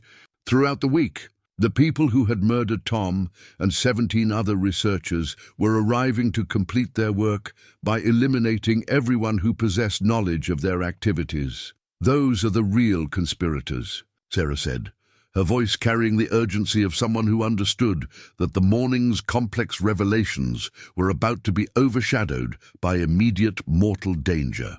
"The people who actually run Project Reclamation and have been killing anyone who gets too close to their operation." Webb's reaction confirmed Sarah's assessment while revealing that his investigation had identified the approaching threats but had not anticipated their willingness to engage in open violence against federal law enforcement personnel. The conspiracy had operated successfully for decades by avoiding exactly this kind of direct confrontation with official authority. Marshal Rodriguez, Webb called out with the authority of someone whose cover had been blown, but whose objectives remained valid. "We have multiple subjects approaching who are armed and extremely dangerous. They're responsible for at least 17 murders over the past 25 years, and they will not hesitate to eliminate federal agents to protect their operation." The marshals immediately shifted their positions to address threats from multiple directions while maintaining coverage of the existing participants. Their training had prepared them for complex law enforcement scenarios, but the approaching vehicles represented adversaries with resources, organization, and desperation that exceeded typical criminal opposition. Coleman took cover behind his patrol car while activating emergency communications that would bring additional law enforcement support from throughout the region. But the remote location and difficult terrain meant that backup would require at least 30 minutes to arrive, leaving the current participants vulnerable to attack by adversaries who had been planning this confrontation for much longer. Joanna found herself positioned at the center of a developing firefight between federal investigators and the conspiracy they had been pursuing. The cave that had started everything remained behind them, containing evidence that could expose crimes spanning multiple centuries. But the immediate priority was surviving long enough to ensure that evidence reached prosecutors, who could act on its implications. Webb moved to a defensive position while continuing his explanation of the investigation that had led to this moment. The Real Project Reclamation Organization has been operating since the 1960s, using classified authority to conduct treasure hunting operations throughout the western states. They've recovered millions of dollars worth of historical artifacts while eliminating anyone who threatens their activities. The approaching vehicles had stopped approximately 200 yards away, their occupants apparently assessing the law enforcement presence before deciding how to proceed. The tactical situation favored the conspirators, who had superior numbers, better equipment, and intimate knowledge of the terrain. But they also faced a complication they hadn't anticipated: the presence of federal marshals with legal authority to use deadly force in defense of witnesses and evidence. The conspiracy's previous successes had been achieved through isolated murders that appeared accidental. Open warfare against federal agents would create exposure, risks that might exceed the value of maintaining their secrets. Sarah used the temporary standoff to provide additional context about the investigation that had brought them to this point. The Treasury Inspector General has been building a case against the conspiracy for over 5 years. Tom's research provided crucial evidence, but his death also served as proof that they were willing to escalate violence to protect their operation. Webb's radio communications with his supervisors revealed that the FBI investigation had identified key members of the conspiracy and was prepared to act on arrest warrants that had been sealed pending the completion of evidence gathering. The morning's confrontation was apparently the culmination of a complex operation designed to force the conspirators into actions that would provide final proof of their criminal activities. But the success of the investigation now depended on surviving the next few minutes while heavily armed adversaries decided whether to retreat or fight. The evidence that could expose a 150-year-old conspiracy was protected only by a handful of federal agents facing opponents who had successfully concealed murder for decades. As the first shots rang out from the tree line, Joanna realized that Tom's death was about to be either avenged or repeated on a scale that would permanently bury the truth he had died trying to expose. The first shots shattered the morning silence, forcing everyone to take cover behind vehicles and rock formations as the conspiracy's final gambit began with professional precision. Muzzle flashes erupted from multiple positions in the tree line, indicating that the attackers had surrounded the area and were employing military-style tactics to eliminate all witnesses to their decades-long operation. Marshal Rodriguez coordinated the federal response while attempting to establish communication with backup units that were still 20 minutes away. His radio transmissions revealed the complexity of a situation that involved multiple federal agencies, conflicting jurisdictions, and adversaries whose identity and capabilities remained partially unknown, even to the investigators who had been pursuing them. But Joanna's attention was drawn to something else entirely, a memory of Tom's words from months before his death, spoken during one of their evening walks, when he had seemed unusually serious about security preparations that had struck her as excessive at the time. "If anything ever happens to me," Tom had said with the matter-of-fact tone he used for practical discussions, "check the old mining equipment in the storage shed. I've prepared some things that might be useful in an emergency." The storage shed sat approximately 50 yards from their current position, concealed behind rock formations that would provide cover from the attacking positions. Tom's mining equipment had always seemed like an odd hobby for a geological surveyor, but now Joanna realized it might represent preparations for exactly the kind of confrontation they were facing. During a brief lull in the gunfire, she called out to Webb and Sarah about Tom's emergency preparations. Their response confirmed that her husband's security measures had been more extensive than she had understood, extending beyond documentation and evidence preservation to include tactical preparations for armed confrontation. Tom consulted with federal security specialists during the final months of his investigation. Sarah explained while reloading her service weapon. He understood that the people he was investigating had military capabilities and would not hesitate to use violence to protect their operation. Webb's radio communications with his supervisors revealed that Tom's emergency cache had been identified as a strategic asset that could provide the defensive capabilities necessary to hold their position until reinforcements arrived.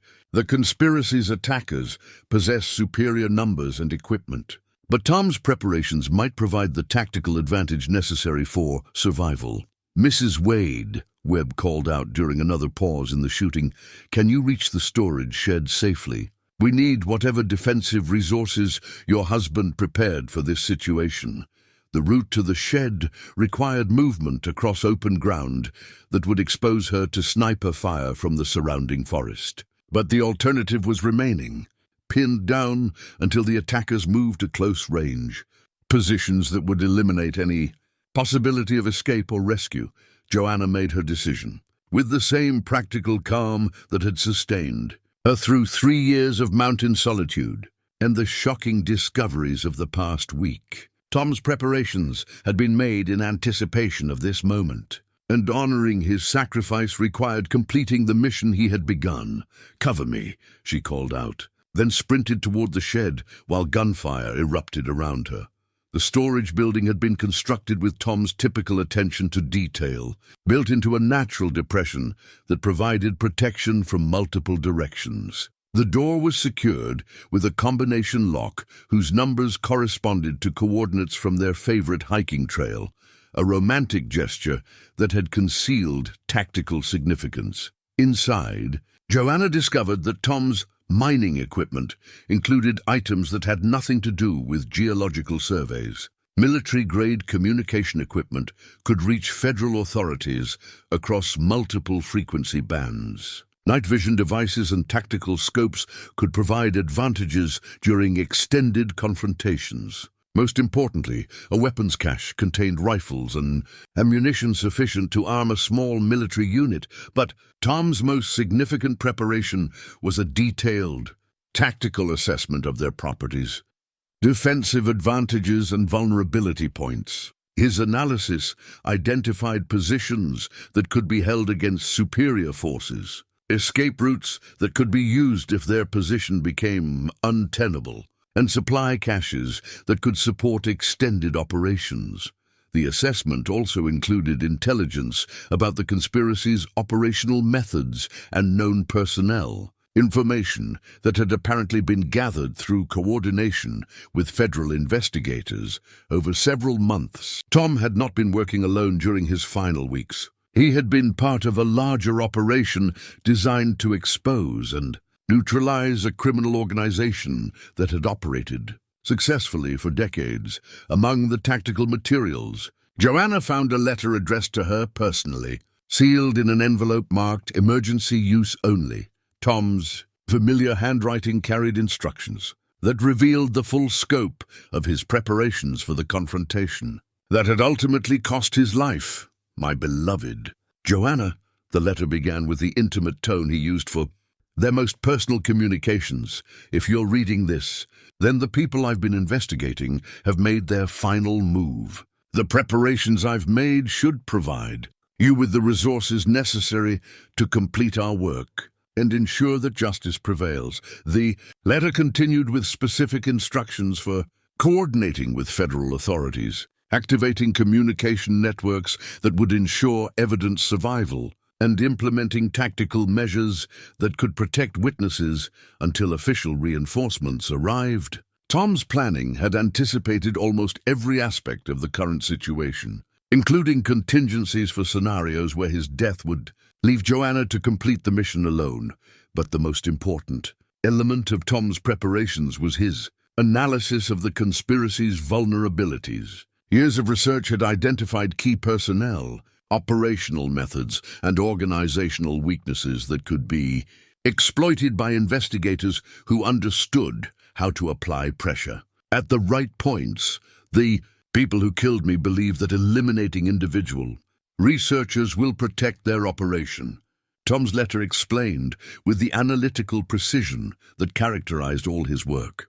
"But they've underestimated the extent of our preparation and the number of people who are working to expose their crimes. Your survival and the preservation of our evidence will be sufficient to destroy their organization." Armed with Tom's tactical equipment and intelligence assessment, Joanna returned to the defensive positions where Webb, Sarah, and the federal marshals were holding off the conspiracy's attack. Her reappearance with military-grade equipment transformed their capabilities from desperate survival to coordinated defense. The weapons Tom had provided were professional military hardware, including sniper rifles that could engage targets at extended range and automatic weapons that could suppress attacking forces. More importantly, his communication equipment established contact with federal backup units and military forces that could provide support beyond typical law enforcement capabilities.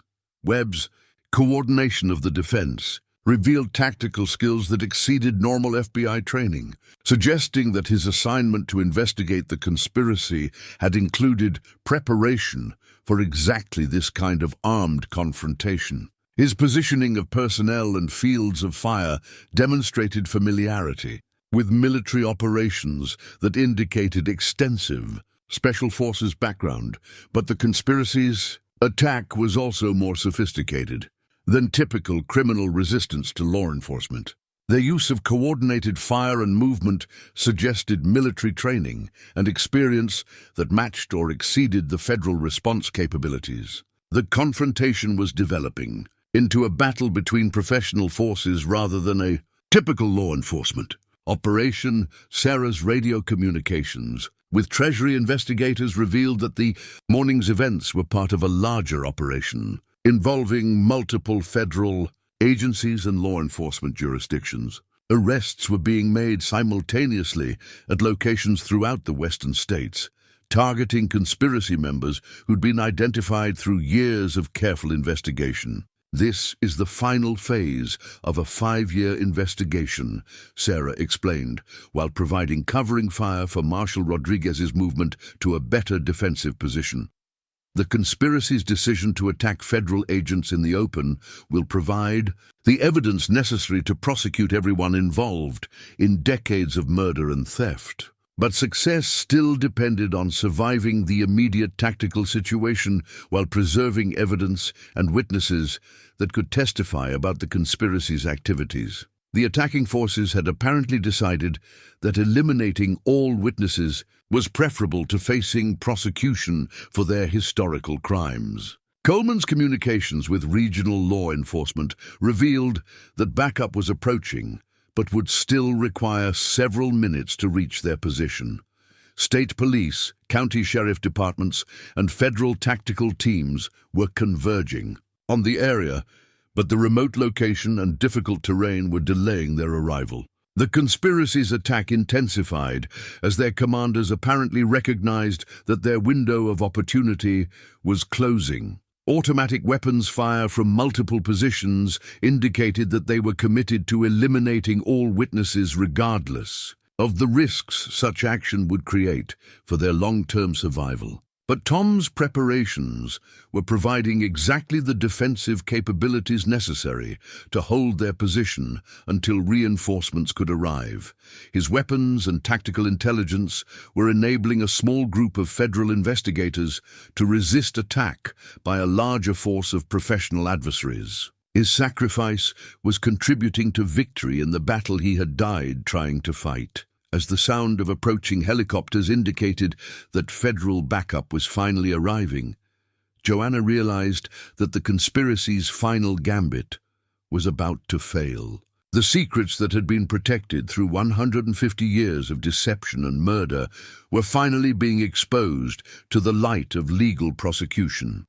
Tom's death had not been in vain. It had been the catalyst for justice that would honor all the victims who had died protecting truth from those who profited from concealment. The arrival of federal tactical helicopters changed the dynamics of the confrontation as dramatically as Tom's emergency cache had shifted the defensive capabilities.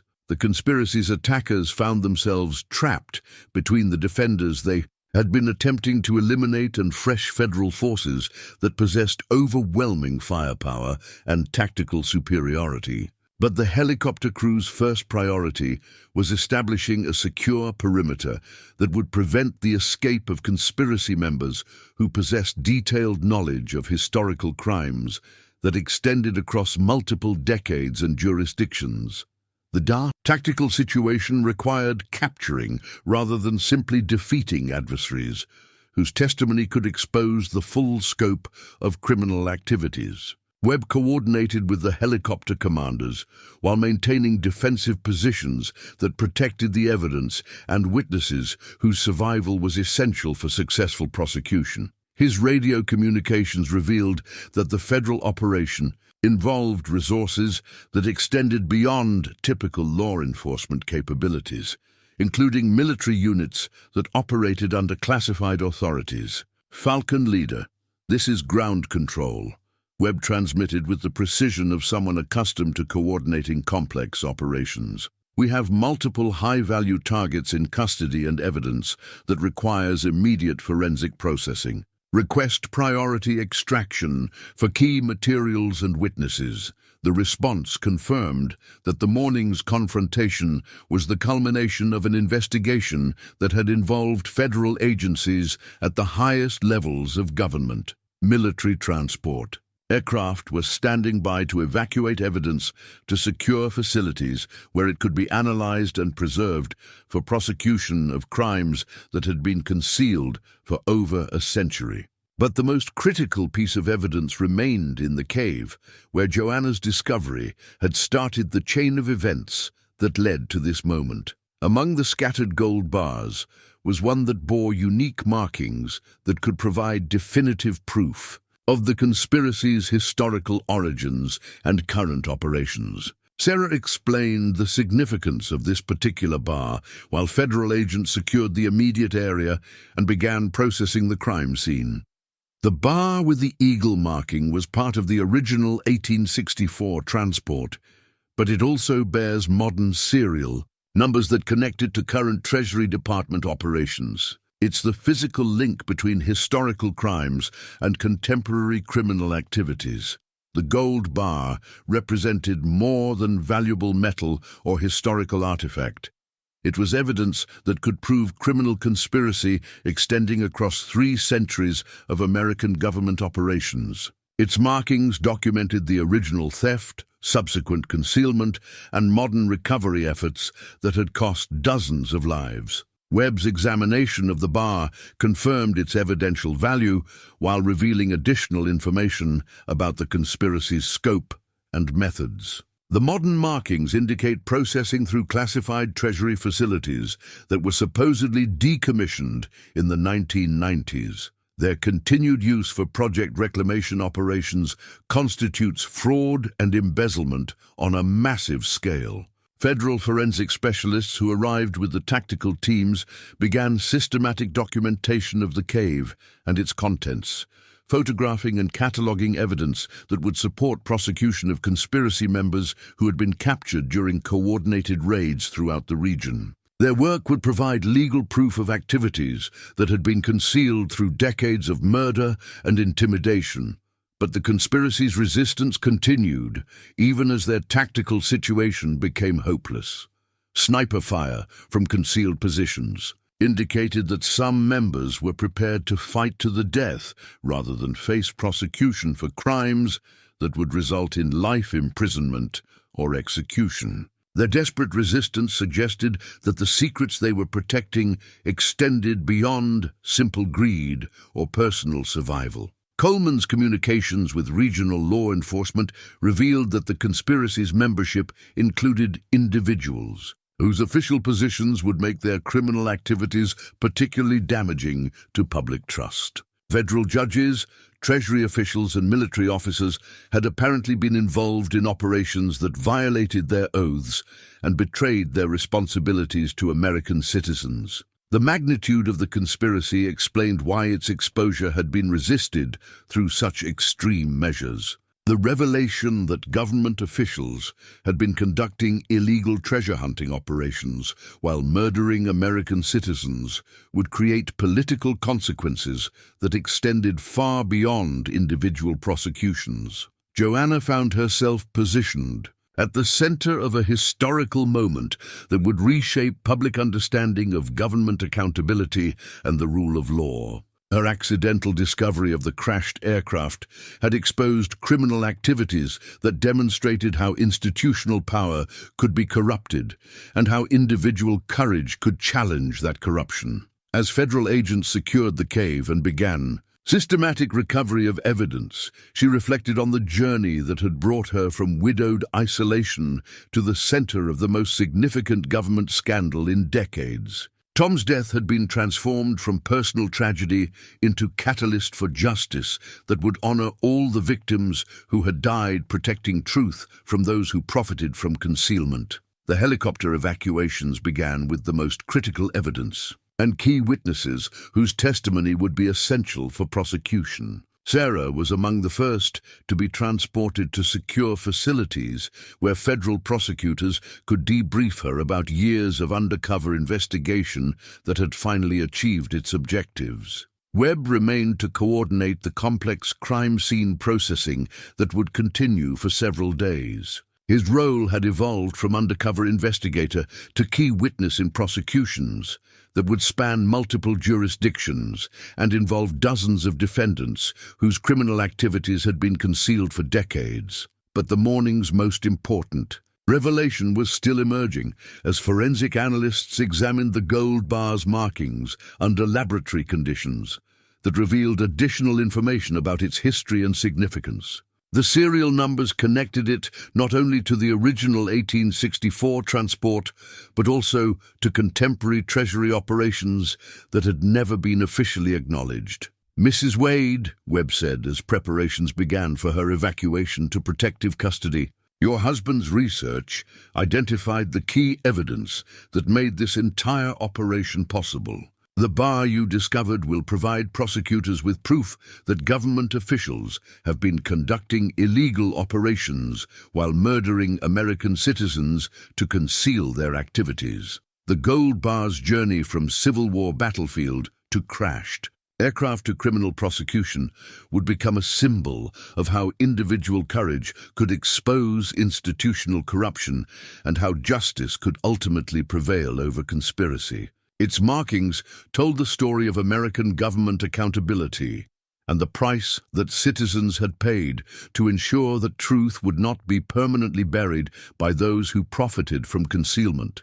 As Joanna was escorted toward the evacuation helicopter, she carried with her the knowledge that Tom's sacrifice had achieved its intended purpose. The conspiracy that had claimed his life and the lives of 17 other researchers was finally being exposed to legal scrutiny that would ensure justice for all their victims. The cave that had started everything would become a crime scene that investigators would study for months, but its most important secret had already been revealed. The truth about Project Reclamation and the 150-year-old conspiracy it represented was finally emerging into the light where prosecutors could act on its implications. The helicopter lifted off with the distinctive sound of rotor blades cutting through mountain air, carrying Joanna away from the cave that had transformed her quiet life into the center of a historical conspiracy investigation. Through the aircraft's windows, she could see federal agents establishing a complex crime scene perimeter that would protect evidence while processing materials that would support prosecutions extending across multiple decades. But her departure from the immediate tactical situation provided time to process discoveries that had accumulated too rapidly for full comprehension during the morning's violent confrontation. The revelation that Webb was a federal investigator rather than a conspiracy member had fundamentally changed her understanding of events that had begun with Tom's death 3 years earlier. More significantly, the scope of the conspiracy and the systematic nature of the murders it had involved suggested that Tom's death had been part of something far larger than she had imagined. The 17 victims identified in Coleman's cold case files represented only the documented disappearances. The actual number of people killed to protect the conspiracy's secrets was likely much higher. The helicopter's destination was a federal facility in Denver, where prosecutors and investigators would conduct debriefings that could last for several weeks. Joanna's testimony would be crucial for establishing the timeline of events that had led to the conspiracy's exposure. But her most important contribution would be providing context for Tom's research methods and discoveries. During the flight, she reflected on the letter Tom had left in his emergency cache, words that she had read quickly during the morning's crisis, but whose full implications were only now becoming clear. His preparations had extended beyond tactical equipment and defensive positions to include emotional guidance for the wife who would be left to complete his mission. The helicopter pilot announced that they were approaching the federal facility, but Joanna's attention was drawn to something she had almost overlooked in the chaos of the morning's events. Webb had mentioned that Tom's research had included documentation that would provide prosecutors with evidence of conspiracy activities, but he had not specified where that documentation had been hidden. Sarah had indicated during her radio communications that Tom's materials were secured in multiple locations, but the specific details had been withheld for security reasons. Now, as Joanna prepared for extensive debriefings with federal prosecutors, she realized that she might possess information about evidence locations that had not been revealed to other investigators. The federal facility appeared below them as a complex of buildings surrounded by security barriers that indicated its importance for processing sensitive materials and witnesses. The helicopter landing pad was positioned to provide secure access for personnel who required protection from threats that extended beyond typical criminal retribution. Upon landing, Joanna was escorted by federal marshals to a conference room where prosecutors were waiting to begin the debriefing process. Their questions would focus on establishing a detailed timeline of events, but they would also need to understand the personal relationships and motivations that had driven Tom's investigation and her own discoveries.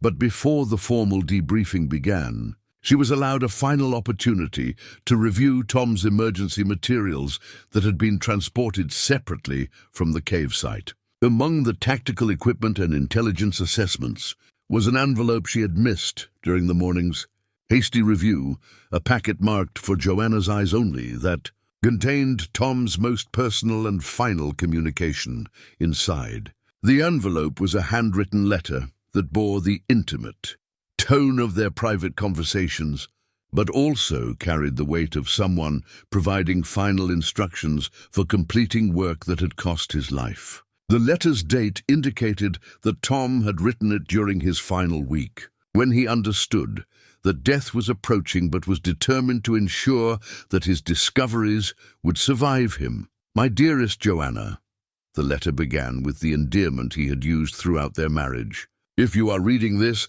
then the people I have been investigating have made their final move. But you should know that everything we have worked for together has prepared you for this moment, and your courage will complete what my death was unable to finish." The letter continued with specific information about evidence locations that Tom had not revealed to his federal contacts, including materials that would provide prosecutors with proof of conspiracy activities that extended beyond Project Reclamation to other government operations conducted throughout the western states during the past several decades. More importantly, Tom's letter contained information about conspiracy members whose identities had not been revealed through the federal investigation, including current government officials whose positions would make their prosecution particularly significant for public accountability and institutional reform. The evidence I have gathered will expose not just the people who ordered my death, but the entire network of corruption that has operated within federal agencies for over 50 years. Tom's letter explained with the systematic precision that characterized all his research. Your survival and testimony will ensure that their crimes cannot be concealed through additional violence or institutional cover-up. But Tom's most important message was personal rather than tactical, his assurance that their love had provided the foundation for courage that would honor his sacrifice while protecting future victims from the conspiracy's criminal activities. His death had been transformed from personal tragedy into catalyst for justice that would prevent similar crimes against other American citizens. Remember that our life together was preparation for this moment. Tom's letter concluded with words that carried both love and determination. Your strength and intelligence will complete our work and ensure that truth prevails over conspiracy. The cave where you found the aircraft contains one final secret that will provide prosecutors with the evidence they need to destroy the organization that has claimed so many lives. The reference to a final secret in the cave prompted Joanna to request immediate contact with the crime scene investigators who were processing evidence at the site.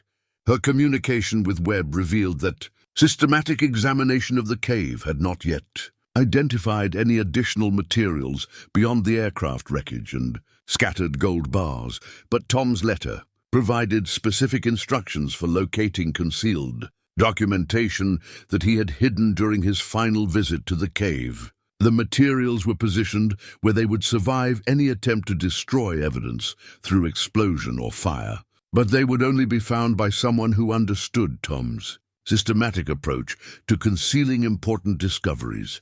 Webb's coordination with the crime scene team resulted in the discovery of a waterproof container that had been concealed behind a rock formation at the rear of the cave. The container held documents that provided prosecutors with the final pieces of evidence needed to prove conspiracy activities that had resulted in dozens of murders over multiple decades. Among the documents was a complete list of conspiracy members, including current federal officials whose positions had allowed them to protect the organization's activities from investigation and prosecution. The list included names that would shock the American public and demonstrate how deeply institutional corruption had penetrated government agencies.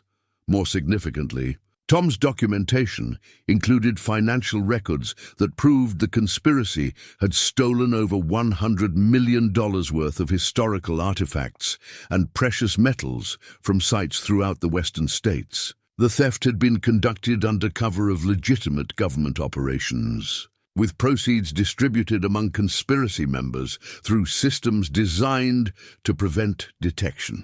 As federal prosecutors reviewed Tom's final evidence package, Joanna understood that her husband's death had provided the catalyst for exposing criminal activities that would have continued claiming victims indefinitely without his sacrifice. His methodical research and careful documentation had made prosecution possible even after his elimination by people who believed that individual murder could protect institutional secrets. The debriefing process would continue for several weeks as prosecutors built cases against dozens of defendants whose criminal activities spanned multiple decades and jurisdictions. But Tom's final message had provided the evidence and emotional foundation necessary to ensure that justice would prevail over conspiracy and that truth would honor all the victims who had died, protecting it from those who profited from concealment. 6 months after the confrontation at the cave, Joanna stood before the Senate Judiciary Committee in a hearing room packed with media representatives and government accountability advocates. The wooden witness table felt solid beneath her hands as she prepared to provide testimony that would complete the public exposure of a conspiracy that had operated in shadows for over 50 years. The committee chairman's introduction acknowledged her role in exposing crimes that had resulted in the largest federal corruption prosecution in American history. 47 defendants faced charges ranging from murder and conspiracy to theft of government property and obstruction of justice. The evidence Tom had gathered and preserved through his death had provided prosecutors with documentation that made conviction virtually certain for all involved parties. Mrs. Wade. The chairman began with the formal courtesy reserved for witnesses whose testimony would shape historical understanding. Your husband's research and your own discoveries have exposed criminal activities that extend across multiple centuries of American government operations. Can you help the committee understand how such extensive corruption remained concealed for so long? Joanna's response drew on months of reflection about the systematic nature of institutional deception and the price that individual citizens had paid to challenge it.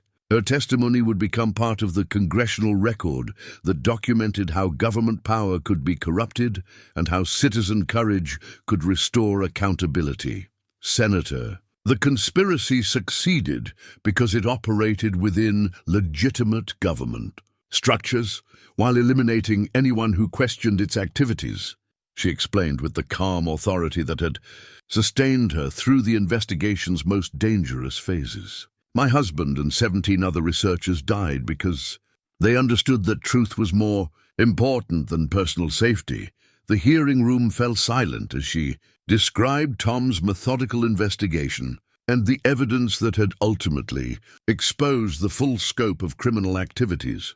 Her testimony provided context for prosecutors' cases while honoring the memory of victims who had died, protecting secrets that were finally being revealed to public scrutiny. Webb, now serving as the FBI's chief investigator for government corruption cases, had testified earlier about the law enforcement challenges posed by adversaries who possessed official authority and sophisticated resources. His undercover work had provided crucial intelligence that made the coordinated arrests possible. But Tom's documentation had supplied the evidence that would ensure successful prosecutions. Sarah McKenna's testimony as a Treasury Inspector General investigator had revealed the bureaucratic obstacles that had protected the conspiracy from internal oversight for decades. Her years of undercover work had demonstrated how criminal organizations could exploit legitimate government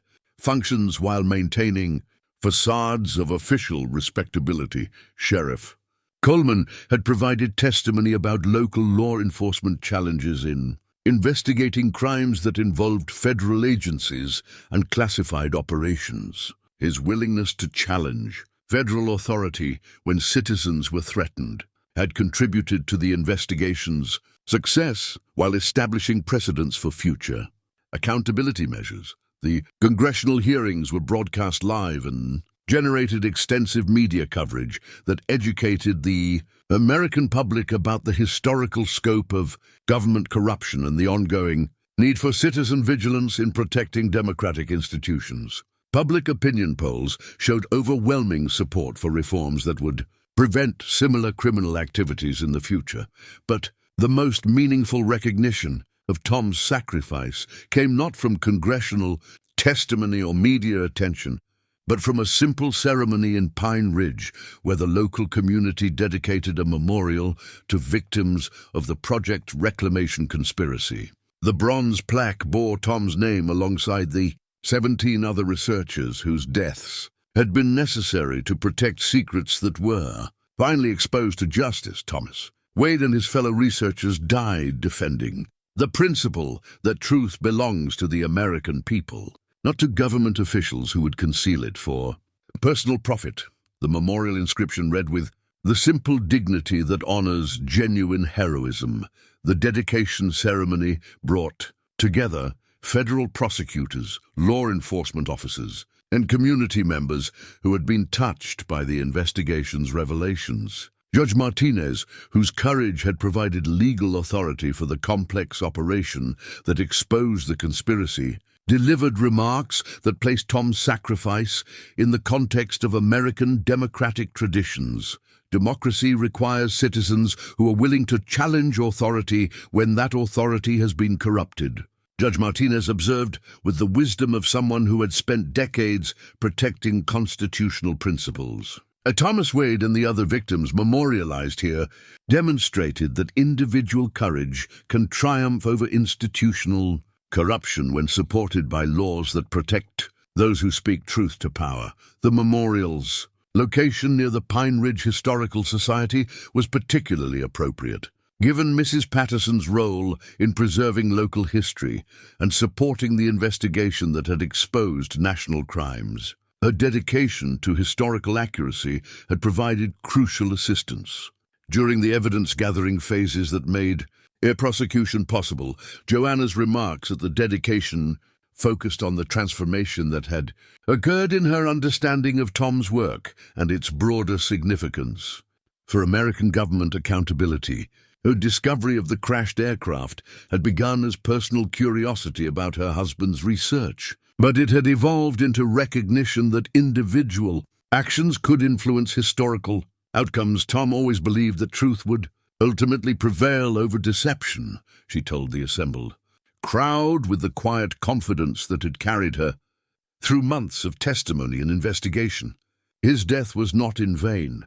It provided the catalyst for justice that will protect future generations from similar crimes. The federal prosecutions had proceeded with remarkable speed and success, aided by the comprehensive nature of Tom's documentation and the cooperation of conspiracy members who accepted plea agreements in exchange for testimony against higher-ranking officials. The trials had revealed the full scope of criminal activities while establishing legal precedents that would guide future investigations of government corruption. Marcus Webb had been reassigned to head a new FBI task force dedicated to investigating historical crimes that involved federal agencies. His experience with undercover operations and his understanding of bureaucratic corruption made him uniquely qualified to prevent similar conspiracies from developing in the future. Sarah McKenna had returned to Treasury Department operations with enhanced authority to investigate internal misconduct and implement accountability measures that would protect whistleblowers and encourage reporting of criminal activities. Her years of undercover work had provided insights that were being incorporated into training programs for investigators throughout the federal law enforcement community. The recovered gold and artifacts had been returned to federal custody and were being processed through legitimate channels that would ensure their historical value was preserved for public education rather than private profit. Museums and research institutions would have access to materials that had been concealed for over a century, contributing to historical understanding of Civil War-era operations and their long-term consequences. But for Joanna, The most significant outcome of the investigation was personal rather than institutional. The resolution of questions about Tom's death had provided closure that allowed her to process grief in healthier ways while honoring his memory through continued commitment to the principles he had died defending. She had decided to remain on the mountain property. That had been their shared dream, but her isolation was no longer enforced by fear of unknown threats. The conspiracy that had claimed Tom's life had been destroyed, and the evidence he had gathered would prevent similar crimes from claiming future victims. The Wade Foundation for Government Transparency had been established with proceeds from a book deal and speaking engagements that allowed her to share Tom's story with audiences throughout the country. The Foundation's mission focused on supporting researchers and journalists who investigated government misconduct while providing protection for whistleblowers who risked their careers to expose criminal activities. Educational programs developed by the Foundation were being implemented in schools and universities to teach students about the importance of government, accountability, and the role that individual citizens could play in protecting democratic institutions.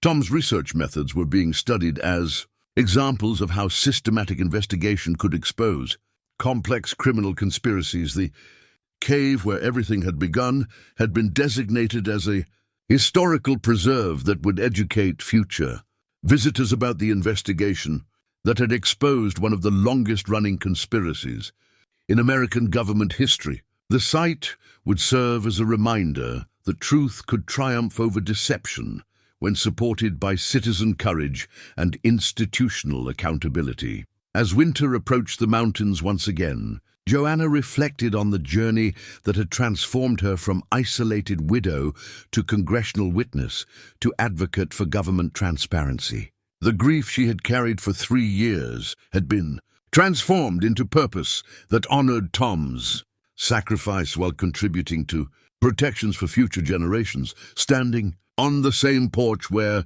she had drunk coffee and contemplated Tom's mysterious research interests, she could see the memorial plaque gleaming in the afternoon sunlight. The bronze marker represented more than recognition of individual sacrifice.